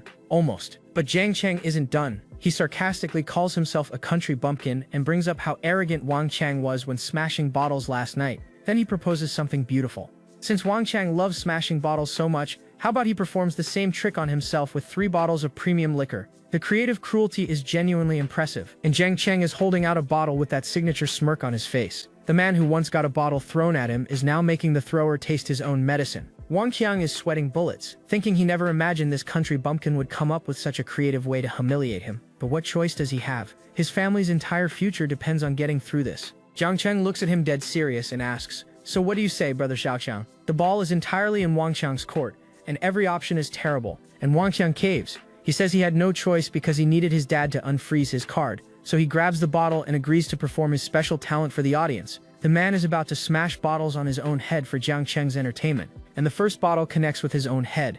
The impact sends glass and liquid everywhere, and the entire club goes quiet for a split second before erupting. Wang Qiang hits the ground surrounded by broken glass and his own blood. The crowd is watching in disbelief as this former rich kid sits on the dance floor, completely destroyed in every sense of the word. And Jiang Cheng starts clapping, thanking him for the show and calling it truly something to remember. The absolute cold-blooded savagery of applauding a man who just destroyed himself for your entertainment is genuinely terrifying. And the other guys pile on, praising the performance and commenting that they always knew Wang Qiang was ruthless to others but didn't expect him to be this ruthless to himself. When you have no friends, even your acquaintances become your roasters. Wang Qiang lies on the floor, face covered in blood and cuts, weakly asking if he's passed this hurdle. The man who was once too proud to apologize is now lying in his own blood, begging for confirmation that the punishment is over. He's fainted. The club manager asks if they should call an ambulance, and Jiang Cheng calmly says not to let him die and to clean up the broken glass so nobody else gets hurt. The casual mercy is somehow more intimidating than cruelty. Zhao Ying nervously asks if Wang Qiang might call the police, but Jiang Cheng smoothly reassures her that he didn't touch the guy, Wang Qiang did it to himself, and he'd never dare report it anyway. Then he hands her a can of milk like nothing happened. The audacity is immaculate. And Jiang Cheng raises his glass, thanking everyone for coming tonight and proposing a toast. The man just psychologically destroyed someone, got his girl a public apology, and is now ending the evening with drinks and a smile. Zhao Ying is glowing next to him, and these two look like the power couple of the century. I will see you in the next episode. Even the bunny waitresses are gossiping about Jiang Cheng now, saying he looks handsome but is genuinely terrifying. Making people smash bottles on their own heads with just a few words is apparently beyond scary. And just like that, the gathering ends in this strange, heavy atmosphere where everyone knows they just witnessed something they won't forget. Outside, Zhao Ying tells Jiang Cheng she'd prefer if they just met one-on-one next time. She's not used to being around people she doesn't know well, but she also lets him know that even though she's shy about it, she knows exactly why he brought her tonight. She saw through the whole plan. And Jiang Cheng just smiles and promises that he won't let any more weirdos bother them when they go out together in the future. The man is already speaking in terms of future dates. Zhao Ying tells him not to worry about all that and to go inside and rest since he's had a lot to drink. And can we just acknowledge how incredible she looks right now? The outfit, the smile, the whole package is devastating, and here's where you see how Jiang Cheng operates. The second she's gone, he texts to call off the attacks on the Wang family. Wang Xiang suffered enough, lesson learned, business concluded. Mercy delivered with the same efficiency as the punishment. But while one problem gets resolved, another one's been brewing. Someone reports that a guy named Zhang Yu is gathering information on Jiang Cheng everywhere, preparing to sue him. Remember this name because things are about to get very ugly for him. And on top of the lawsuit nonsense, this Zhang Yu is also harassing a woman named Yu Xiao on a daily basis. So we're dealing with someone who's both litigious and a stalker. Lovely combination. Jiang Cheng decides this guy needs to be dealt with permanently. He texts his people to set up a trap tonight and get Zhang Yu out of the country by tomorrow. When Jiang Cheng says handled, he means internationally handled. And when he walks through the door, Manager Wang is waiting for him in what can only be described as the most strategically unbuttoned secretary outfit in recorded history. He scoops her up without hesitation, teasing her about being so formal when they've only been apart for half a day. These two went from professional to physically inseparable in record time. She protests that someone might see them, but he immediately fires back that she wasn't saying that this morning. The man has receipts and he's not afraid to use them. She points out they're literally outside, and his immediate solution is to suggest they just get inside faster. The problem-solving efficiency of this man extends to every area of his life, apparently. And then he drops the line about how they already tried the bed, so tonight it's the sofa's turn. The bedroom furniture rotation strategy is genuinely ambitious, and the manhwa delivers exactly what you think it delivers. The audience is being fed generously right now, and nobody is complaining. Meanwhile, at a completely different bar across town, we cut to two guys having a rough night. Someone orders a Blue Demon cocktail, which honestly sounds like a drink you order when your life is falling apart. And there's the source of the pain. The glasses guy just got a voice message from his ex telling him to stop looking for her because she has a new husband. She even says it was just a fling, and she never promised anything.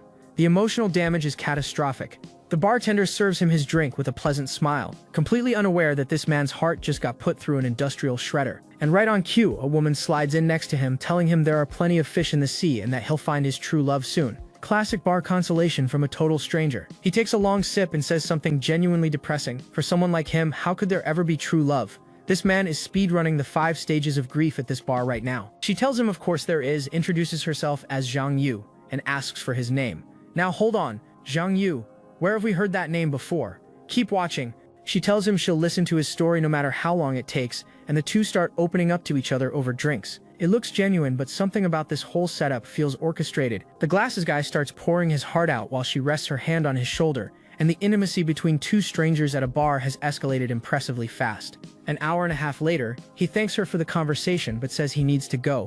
He's catching a 10 a.m. flight to Thailand, a trip he originally planned with his ex that he's now taking alone as one final farewell. You can see in his eyes that this trip to Thailand is about closure, about letting go of someone who clearly never cared the way he did. He waves goodbye and drops the classic line, "See you if fate allows." The smooth exit would be admirable if it weren't leaving Zhang Yu absolutely panicking, because she's kicking herself for playing it too cool and forgetting to ask for his WeChat. All that emotional groundwork and she fumbled at the finish line. But this woman is not the type to give up. She immediately pulls up flights to Thailand, finds the same 10 a.m. departure, confirms there are still tickets, and buys one on the spot. The commitment here borders on concerning. She's already fantasizing about staging a chance encounter on the plane. Is this romantic or is this the origin story of a restraining order? And she's planning to comfort him with everything she's got tomorrow. The airplane is in the air and so are her expectations, which honestly might be flying a bit too high. The following afternoon in Thailand, a man named Wang Sheng greets Jiang Cheng at the airport. The system even upgrades, showing his stats. Security team captain, absolute loyalty, life and death bond. This is Jiang Cheng's personal muscle. Jiang Cheng doesn't waste a single second. First question, where is Zhang Yu? Wang Sheng confirms he's secured at the hotel and will take him there immediately. Remember when I said things would get ugly for Zhang Yu? Here it comes. The full security team is assembled and greets their boss. We've got Qing Zhang, Xiaoli, and Li Kuohang. Jiang Cheng basically rolled into Thailand with an entire private task force. 2 words. Wake him up. The calm authority in that command is genuinely chilling, and a full bucket of cold water gets thrown directly in Zhang Yu's face. Nothing says good morning quite like that. Zhang Yu wakes up tied to a chair and immediately starts making suggestive comments about enjoying the position. This man is either completely unhinged or has the world's worst survival instincts. Possibly both. Jiang Cheng cuts right through the nonsense and asks the real question. If Zhang Yu is such a player, why is he still obsessively harassing Yu Xiaoxiao? The interrogation has officially begun. And the moment Zhang Yu looks up and realizes who's standing over him, every ounce of that confidence evaporates. The terror on his face is genuinely satisfying. Jiang Cheng sends him crashing to the floor with a single kick that probably rearranged some internal organs. The chair goes with him. Standing over him, Jiang Cheng reminds Zhang Yu of what he told him last time. The next time they met, he'd shut him up forever. And he asks, "What's the matter? Did you forget?" Zhang Yu is now screaming that murder is against the law and begging Jiang Cheng to stay calm. The man who was making bedroom jokes 30 seconds ago is now pleading for his life, and Jiang Cheng delivers possibly the most terrifying line in this entire series so far. He says reckless. Why would he need to be reckless? In Thailand, people die from accidental drug overdoses every single day. The implication alone should be classified as a weapon.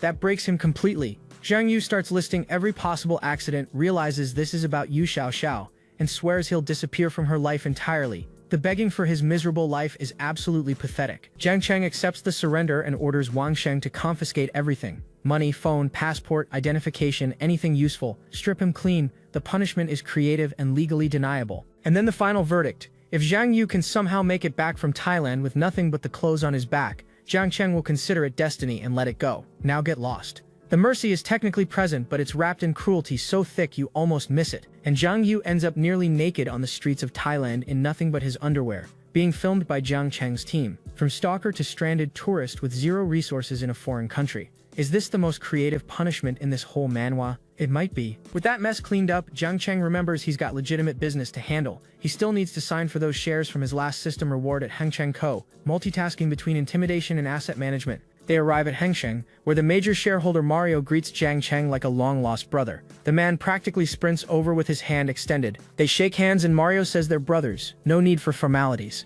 The international networking stat on this man's profile must be absolutely maxed out. Mario presents the share transfer contract, and Jiang Cheng signs without even reading it. He tells Mario he trusts him completely, which is either incredibly bold or incredibly reckless. But here's why he can afford that confidence. The system shows Mario has a friendliness value of 110 with a life and death friendship bond. This man would literally take a bullet for Jiang Cheng. The 20% shares are completely safe. Mario invites him to experience the local culture, which is obviously code for the Thailand nightlife package. Jiang Cheng politely declines, internally insisting he's still just a pure and innocent child. Sure you are, buddy. Mario tells him to make himself at home in Thailand and call anytime he needs anything. When you have life and death friends in every country, the whole world becomes your living room. Since it's his first time in Thailand, Jiang Cheng tells Wang Sheng to take him sightseeing. Wang Sheng suggests the local night market for the authentic experience, and they head out through the streets of Thailand, past motorcycles and palm trees, looking like a billionaire on vacation with his personal security detail. Because that's exactly what this is. The night market is vibrant and Jiang Cheng dives right into the street food. Just a man with his bodyguard enjoying coconut drinks and fried snacks like a normal tourist. The contrast with what happened an hour ago is wild. But then Jiang Cheng's instincts kick in. He spots a little girl being handled by suspicious people in the crowd, hears her crying for mommy, and immediately signals Wang Sheng with his eyes. The man goes from tourist mode to rescue mode in half a second. One look between them and Wang Sheng knows exactly what needs to happen. No words needed when you've got a life and death bond. And Wang Sheng absolutely destroys the kidnappers in the middle of the night market. Bodies go flying, stalls get wrecked, and the little girl is free in about 3 seconds flat. He grabs one of them by the face and makes absolutely sure they understand the magnitude of their mistake. Wang Sheng earned that absolute loyalty rating in about 5 panels.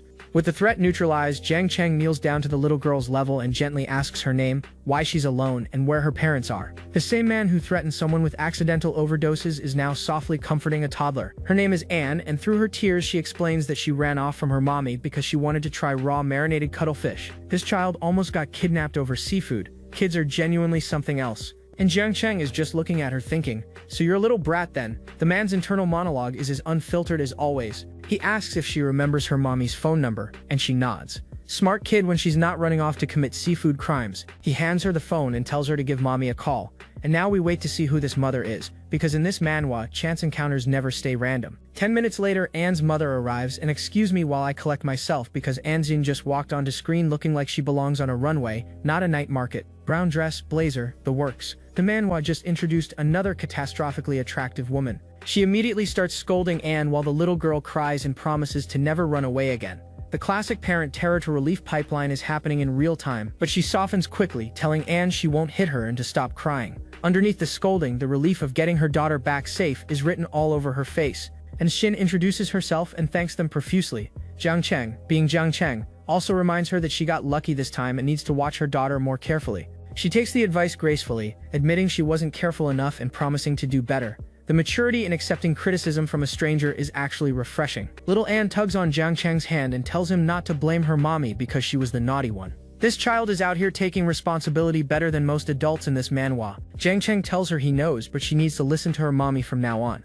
No more running off. And the way this feared boss talks gently to a little kid is genuinely heart-melting. And Xin offers to treat him to a meal tomorrow as a proper thank you, and asks how she should address him. She's already called her bodyguards to pick them up, which means this woman has her own security detail. He says no need for the meal, he's heading back to his home country tomorrow. She asks where he's from, and he says wrong city, because she's from wrong city too. What are the odds? She immediately asks to add him on WeChat so she can properly thank him when they're both back home. Another stunning woman is now in the contact list, and the harem expansion shows no signs of slowing down. But then the system scan pops up, and Jiang Cheng notices something that makes absolutely no sense.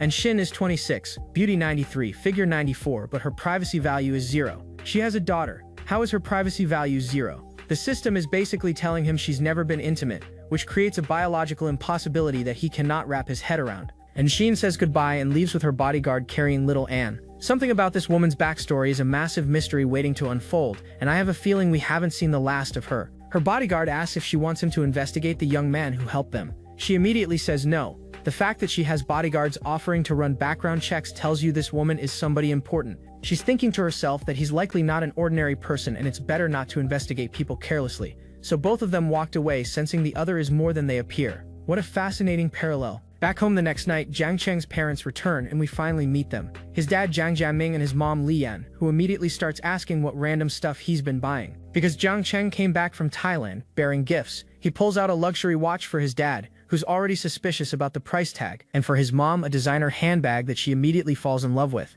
The filial son buff is running at maximum capacity right now. His mom says he has great taste in gifts, even better than his dad's. The casual spousal roast while accepting a luxury handbag is an elite mom move. His dad immediately claims the good taste was inherited from him, then casually asks how much the watch cost. You can feel the financial anxiety underneath the flexing. Jiang Cheng smoothly says just over 100,000 from a friend in the industry. Meanwhile, he's thinking that if his dad knew it was actually over $1 million, the man would have a heart attack and his mom wouldn't let him wear it outside. The son protecting his parents from their own shock is genuinely sweet. His mom tells him to save money and then immediately tries to set him up with colleagues' daughters. Jiang Cheng declines at light speed and says he's heading to Tycoon Li to shop. The man has enough women in his life without his mom adding more. His parents have the cutest exchange where his dad gets emotional about raising children who provide for them and his mom immediately shuts it down, saying he ruined the atmosphere. We now know exactly where Jiang Cheng gets his personality from. These two are genuinely adorable, and honestly the parents' arc might be the most wholesome subplot in this entire manhwa. But the warm family moment is about to be interrupted by something wild. At Tycoon Li, the upscale shopping district is packed and the crowd is buzzing about all the attractive people walking around. Someone even asks if one of the girls is a new celebrity. But then Jiang Cheng catches a familiar name in the crowd noise. Someone is publicly confessing to Zhao Ying, and the way his head snaps around tells you he's immediately locked in. A guy named Wang Yuan is down on one knee in front of Zhao Ying, confessing that he's liked her since school and now he thinks he can make her happy. Full public spectacle, expensive necklace in hand, crowd gathering. Would you be impressed or horrified by this? The crowd starts pointing out that it's a Diao necklace worth tens of thousands. One girl literally says she'd accept on the spot if someone did that for her. The peer pressure is building fast. But Zhao Ying isn't swayed by any of it. She tells him firmly she only sees him as a friend, and to please get up because everyone is watching. Wang Yan refuses, saying she's just shocked and he'll give her time. This man does not understand the word no. She straight up warns him that if he keeps this up, she's walking away. The frustration on her face is completely justified because this whole situation is putting her on the spot in the worst way possible. But Wang Yan just smirks and tells her not to rush because she knows he has a backup plan. The unearned confidence on this man is genuinely insufferable. He thinks money and persistence are the same thing as compatibility. He snaps his fingers and calls for whatever elaborate scheme he's got prepared. The entitlement radiating from this one gesture is enough to fill the entire shopping district. and out comes the full production. Flowers, love poems comparing her to cheese, an offer of $50,000 a month in pocket money, and the entire crowd chanting for her to accept him. This man turned a rejection into a hostage negotiation with public opinion as the weapon, and right on cue the system drops a special mission. Option 1. Stand by and watch like everyone else. Option 2. Help Zhao Ying escape this circus. Something tells me our boy isn't the type to be a spectator. I will see you in the next episode. Jiang Cheng chose option 2, and the system is practically begging him to spend money with a spending multiplier card. But instead of pulling out his wallet first, our boy does something nobody expected.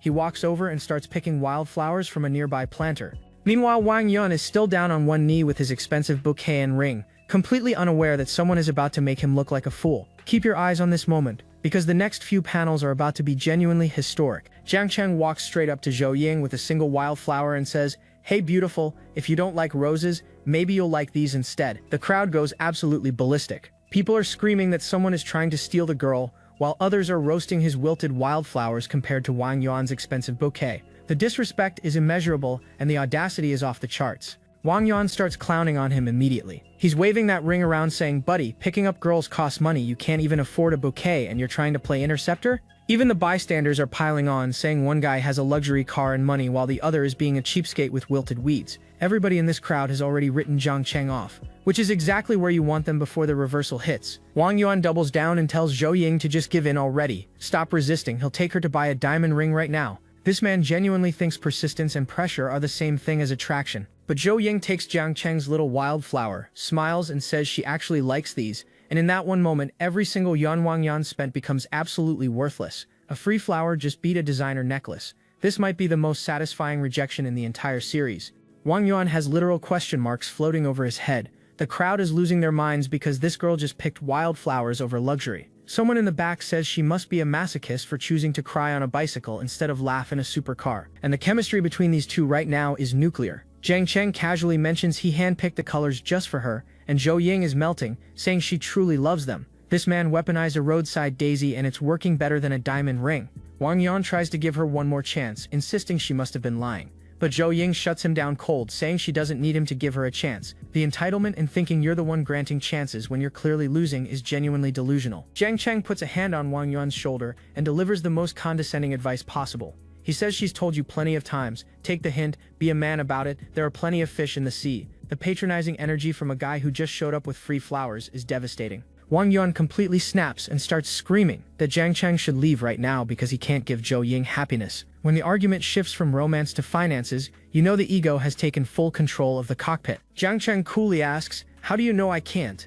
And Wang Yuan fires back asking if he even knows how much her monthly living expenses used to be. He's trying to flex financially, which is basically bringing a water pistol to a naval battle when you're up against Jiang Cheng's wallet. Wang Yuan pushes his hair back and brags about covering $50,000 a month in pocket money. He even throws in that her family is struggling now, as if publicly exposing someone's financial hardship is a romantic strategy. And then he keeps going. Can you drive her in a luxury car? Can you buy her necklaces? Can you buy her 99 roses? He's literally running through a shopping list like love is an Amazon checkout. Someone should tell him feelings aren't a subscription service. But instead of responding to Wang Yuan, Jiang Cheng turns to Zhao Ying and asks if she likes those things, and she gives possibly the smoothest answer in this manhwa so far. She says she does, but it depends on who's giving them. And when Jiang Cheng asks what if he was the one giving them, she turns around looking absolutely unreal, and says then of course she'd like them. The manhwa is not being subtle about how good she looks right now, and frankly neither am I. Wang Yuan is losing it now. He accuses Jiang Cheng of living in an idle drama, then straight up offers him 100,000 to walk away. This man really just tried to buy off the guy who has more money than some national treasuries. Jiang Cheng just smirks, and Wang Yuan gets even angrier, asking if he's been watching too many short dramas and demanding to know if he even understands how much his car costs. Meanwhile, there's a very particular white car sitting behind them that's about to change this entire conversation. And that's when the timing gods deliver a miracle. A store employee comes running out calling him Mr. Jiang, saying he left behind a belt from his shopping trip. She's carrying a Chanel bag and standing right next to his Porsche. The universe chose violence against Wang Yuan today. Jiang Cheng doesn't even turn around. He just casually says, "Oh, just put it in that car over there for me." Like a man who has never once worried about where his car is parked because he knows exactly what kind of statement it makes. The crowd erupts. That's a Porsche 918. People are screaming that it's 10 times more expensive than Wang Yuan's car. The hierarchy of luxury vehicles has spoken, and Wang Yuan is no longer in the conversation. Jiang Cheng leans in with a grin and asks, "So buddy, is my car alright?" and Wang Yuan can barely stammer out that it's pretty nice. The man who was bragging about his ride 30 seconds ago just got reduced to a stuttering wreck. Wang Yuan is internally crumbling, realizing he's turned himself into a public clown. And Jiang Cheng? He just takes Zhao Ying by the hand and says, "Let's go." That might be the coldest walk-off in this entire manhwa. Would you agree, or has there been something better? Because I genuinely cannot think of one. As they walk away together, Zhao Ying starts explaining the situation. Wang Yuan is the son of her mom's friend, and she's never had any romantic feelings for him. The fact that she felt the need to clarify this tells you she wants Jiang Cheng to know she's available. They settle into a cafe, and Zhao Ying thanks him for today, saying he's still as playful as he was in school. And I need everyone to take a moment and appreciate how she looks sitting there in that Hello Kitty sweater, and Jiang Cheng is genuinely caught off guard. He's thinking, wait, the school goddess actually noticed me back then? The man who now has women falling into his orbit everywhere can't believe the original crush was aware he existed. Zhu Ying opens up about her past, saying her family was very strict and she never really hung out with classmates. She calls herself a transparent person back then, someone nobody really saw. The backstory is humanizing her in ways the system's stats never could. Jiang Cheng immediately shuts that down. He tells her she was far from transparent, that even if she was just breathing, she had the most presence in the entire school. This man's smooth talk stat must be maxed out because that was genuinely well played. She says she never felt that popular since hardly anyone pursued her, and he explains that's because everyone felt they weren't good enough, which is probably true but also a very convenient way to reframe his own past cowardice as collective wisdom. Then she leans in with this look that could melt steel and asks, "Is that so? Then what about you?" She is directly asking if he liked her too. The flirting has moved from subtext to barely disguised interrogation, and the tension is suffocating. Jiang Cheng dodges by saying he went to school to study, not to date. But Zhao Ying isn't letting him off that easy and immediately asks about Zhao Jia. She did her homework on his past relationships, which means she's been paying way more attention than she lets on. He casually mentions they only really chatted on WeChat and they've already broken up. The speed at which he downplayed that entire relationship was surgical. He's making sure Zhao Ying knows the runway is completely clear. Zhu Ying sighs and says she wishes she could turn back time to redo school and hang out with everyone. Her friendly value is sitting at 78. She's warming up to him for real, and this isn't the kind of warmth money can buy. This one is earned the old-fashioned way. Jiang Cheng is running internal calculations, noting her friendly value is only at 78 and rising painfully slow. He realizes money doesn't move the needle much with someone like Zhao Ying. She's genuinely harder to win over, which ironically makes her more interesting to him. And right on cue, the system drops a limited-time mission. Option 1. Buy Zhao Ying a gift and get 5 shopping rebate cards worth up to 500,000 each. Option 2. Walk away and receive 1 Iron Rooster figurine worth less than 10 bucks. The system really knows how to make the right choice obvious. Jiang Cheng doesn't hesitate for a single second. The system is basically paying him to take a girl jewelry shopping. He's thinking this is less of a mission and more of a cheat code for dating. So he grabs Zhao Ying's hand and walks her right into what appears to be a Cartier store. No warning, no build-up, just a direct escort into 6-figure territory. And Zhao Ying's brain has completely short-circuited. She's internally screaming that Jiang Cheng is holding her hand. Not the jewelry, not the store. The hand-holding is what broke her. The priorities tell you everything about where her heart is heading. The sales associate greets them and Jiang Cheng doesn't browse, doesn't compare, just points at the poster display and says, "Show me that one." Shopping with him is like watching someone speedrun a mall. The associate pulls out the Panther collection piece, a necklace set with a Savert garnet and 19 brilliant cut diamonds. She's describing it like a museum exhibit, but Jiang Cheng is looking at it like it's a keychain he's about to impulse buy. He turns to Zhao Ying and asks, "Do you like it?" And she's genuinely flustered, asking if he's really asking her opinion on a piece of jewelry that probably costs more than her apartment. He reminds her she said she'd like whatever he gave her. She tries to backpedal, saying she was only joking because of the situation earlier. But Jiang Cheng hits her with, "I'm not joking, I'm being very serious." The man locked onto that promise and is refusing to let go. Zhao Ying tries to pump the brakes, saying their relationship hasn't reached the gift-giving stage. But Jiang Cheng casually says this is just a small thing between classmates, no different from a keychain or a sticker. A diamond necklace is a sticker now. The man has lost all sense of normal pricing. And then we get the close-up of Zhao Ying wearing that necklace, and I need a moment. The way the gold sits against her skin, the way her hair falls over it. The artists knew exactly what they were doing here, and they should be proud of themselves. She's checking herself in the mirror, and even she can't deny it looks incredible. Jiang Cheng tells her it suits her perfectly, then turns to the staff and says wrap it up, along with the watch and everything else. Everything else. This man just said give me the whole display case. Zhao Ying immediately protests that this is too much, and when the sales associate nervously announces the total comes to 1 million, the room gets very quiet. Everyone is waiting to see if this guy is actually going to follow through. Jiang Cheng just looks at the staff and says, "An, one word, one devastating, wallet-obliterating word." The associate immediately starts wrapping everything because that level of nonchalance about $1 million purchase is not something you question. The staff are gossiping while wrapping everything up. One says $1 million looks like pocket change to this guy. Another says she's jealous because he picks the expensive stuff happily while the girl looks reluctant. Jiang Chang has turned jewelry shopping into a spectator sport. Later that night, Jiang Chang walks Zhao Ying home. He notices the building has no elevator, and now here's where the backstory gets interesting. Pay attention to what she reveals about her family because it's gonna matter later. Zhao Ying explains this apartment is all that's left from her dad's time. Everything else was mortgaged away. A girl with 93 beauty living in a walk-up apartment with mounting family debt. The contrast between her world and Jiang Chang's is staggering. She tells him her mom is upstairs, so there's no need to walk her up. He smoothly accepts and says next time then. The way he already assumes there will be a next time is either supreme confidence or manifest destiny in action. And the second Zhao Ying walks through the door carrying luxury shopping bags, her mom immediately assumes the date with Wang Yan went well. Oh, this is about to become a very uncomfortable conversation very quickly. Zhao Ying immediately corrects her. She doesn't like Wang Yan, it wasn't a date with Wang Yan, and these gifts aren't from Wang Yan. 3 denials in one breath. The girl came in hot with the disclaimers because she knew exactly what her mom was thinking. And now the real pressure comes out. Her mom reveals that her father passed away, leaving massive debt. They're constantly on the run from creditors, and the Wang family has offered to clear the debt if Zhao Ying marries Wang Yan. So this isn't just a matchmaking attempt, it's a financial rescue plan disguised as romance. The mom admits she doesn't even like Wang Yan either, but says the two families know each other well enough that she's at ease with the arrangement. She's not selling her daughter out of cruelty, she's doing it out of desperation.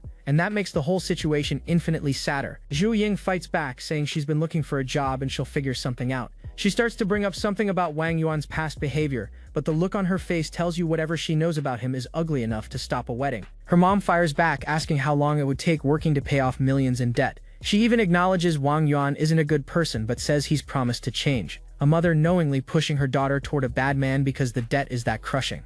This family needs Jiang Chang's system more than he does. Zhao Ying firmly says she won't be with Wang Yan. But before the argument can continue, her mom suddenly notices something new. Her eyes lock onto something around her daughter's neck, and the interrogation is about to shift targets entirely. Mom spots the Cartier necklace and goes full detective mode. A classmate gave you that? What's your relationship? Did you reject Wang Yan because of this other guy? The cross-examination is brutal and honestly pretty fair because no regular classmate drops that kind of money. Zhao Ying insists they're just ordinary classmates who happened to run into each other and had dinner.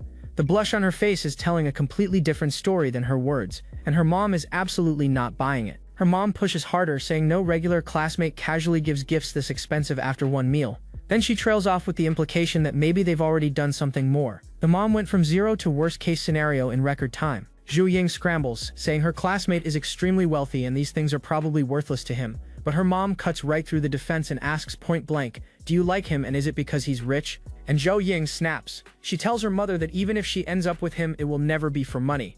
Rich or poor, if she likes him regardless. That level of conviction about a guy she still calls a classmate tells you she's already way past the friend zone internally. Her mom fires back with the oldest argument in the book. What's the use of love? Can it fill your stomach? She says she's doing this for Zhao Ying's own good because the family can barely survive. It's the kind of pragmatism that breaks your heart precisely because it makes sense. Zhao Ying grabs her shopping bags and says she knows what she wants, then heads to her room. She's shutting down the conversation because neither of them is going to change the other's mind tonight. And as she walks away, her mom calls out saying, don't be like me, what have I ever gained from following your dad my whole life? That one line reframes the entire argument. This isn't a controlling mother. This is a woman terrified her daughter will repeat her suffering.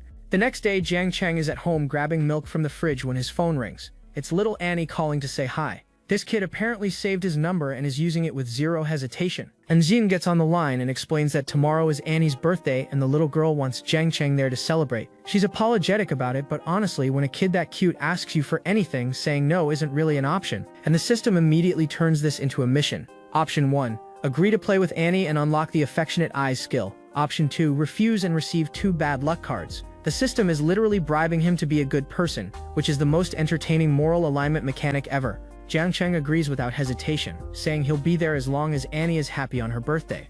The system description says the affectionate eyes skill is a powerful offensive tool against most women, so playing with a kid at her birthday party is somehow building his romantic arsenal.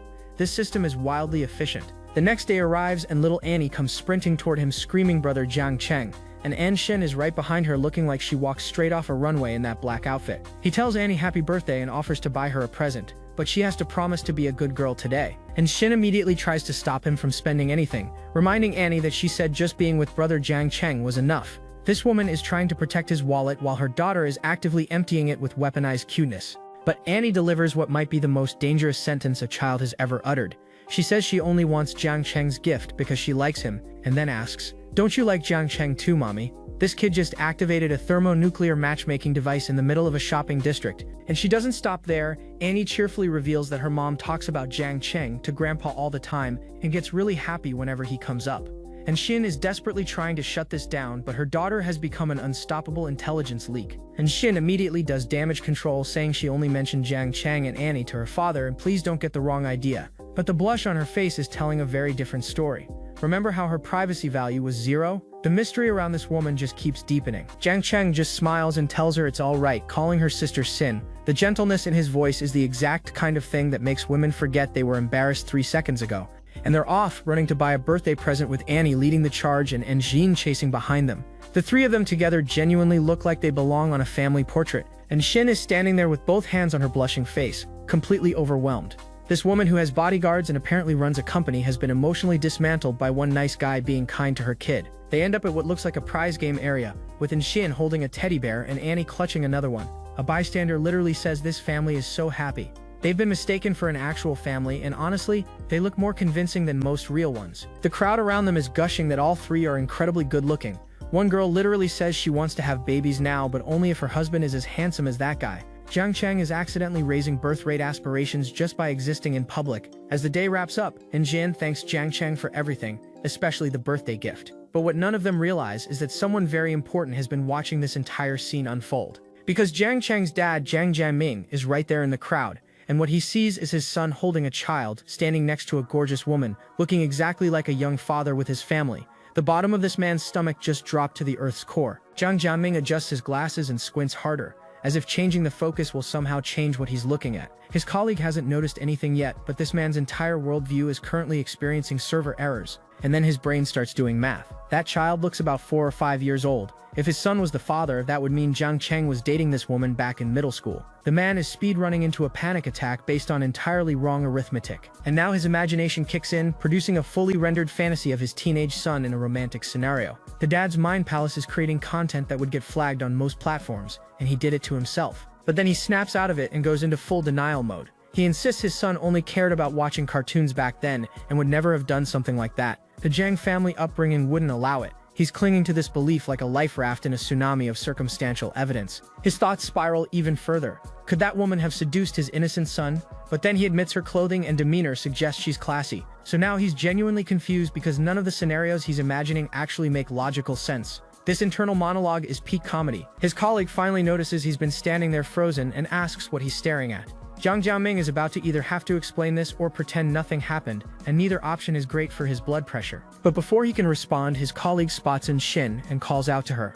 The name he uses tells you this isn't some random woman. She's apparently someone this business associate knows personally. And Sin turns around and the colleague addresses her formally, asking if she's having dinner. She casually says she came here with her daughter. The colleague is treating her with obvious respect, which means she's not just wealthy, she's connected. Jiang Cheng turns around with a look of genuine surprise. The fact that his dad is standing right there at the same place on the same night is the kind of coincidence that only happens in manhwa and extremely poorly planned family outings. Father and son lock eyes. Jiang Cheng asks what his dad is doing here, and his dad says he was discussing a project. The tension of being caught playing family with a beautiful woman and her child in front of your own father, Jiang Cheng casually explains he was just playing with them. Dad looks even more confused because playing with a beautiful woman and her kid is exactly the kind of understatement that raises more questions than it answers. And then Shin steps forward and introduces herself to his father with perfect composure.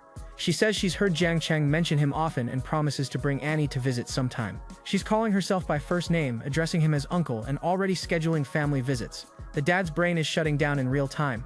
Jiang Jiaming's mind is reeling. His son talks about him to this woman? She wants to visit their home? Every piece of information is confirming his worst theory while simultaneously making zero actual sense. His colleague beside him is equally stunned. And now Jiang Jiaming has entered full protective father mode.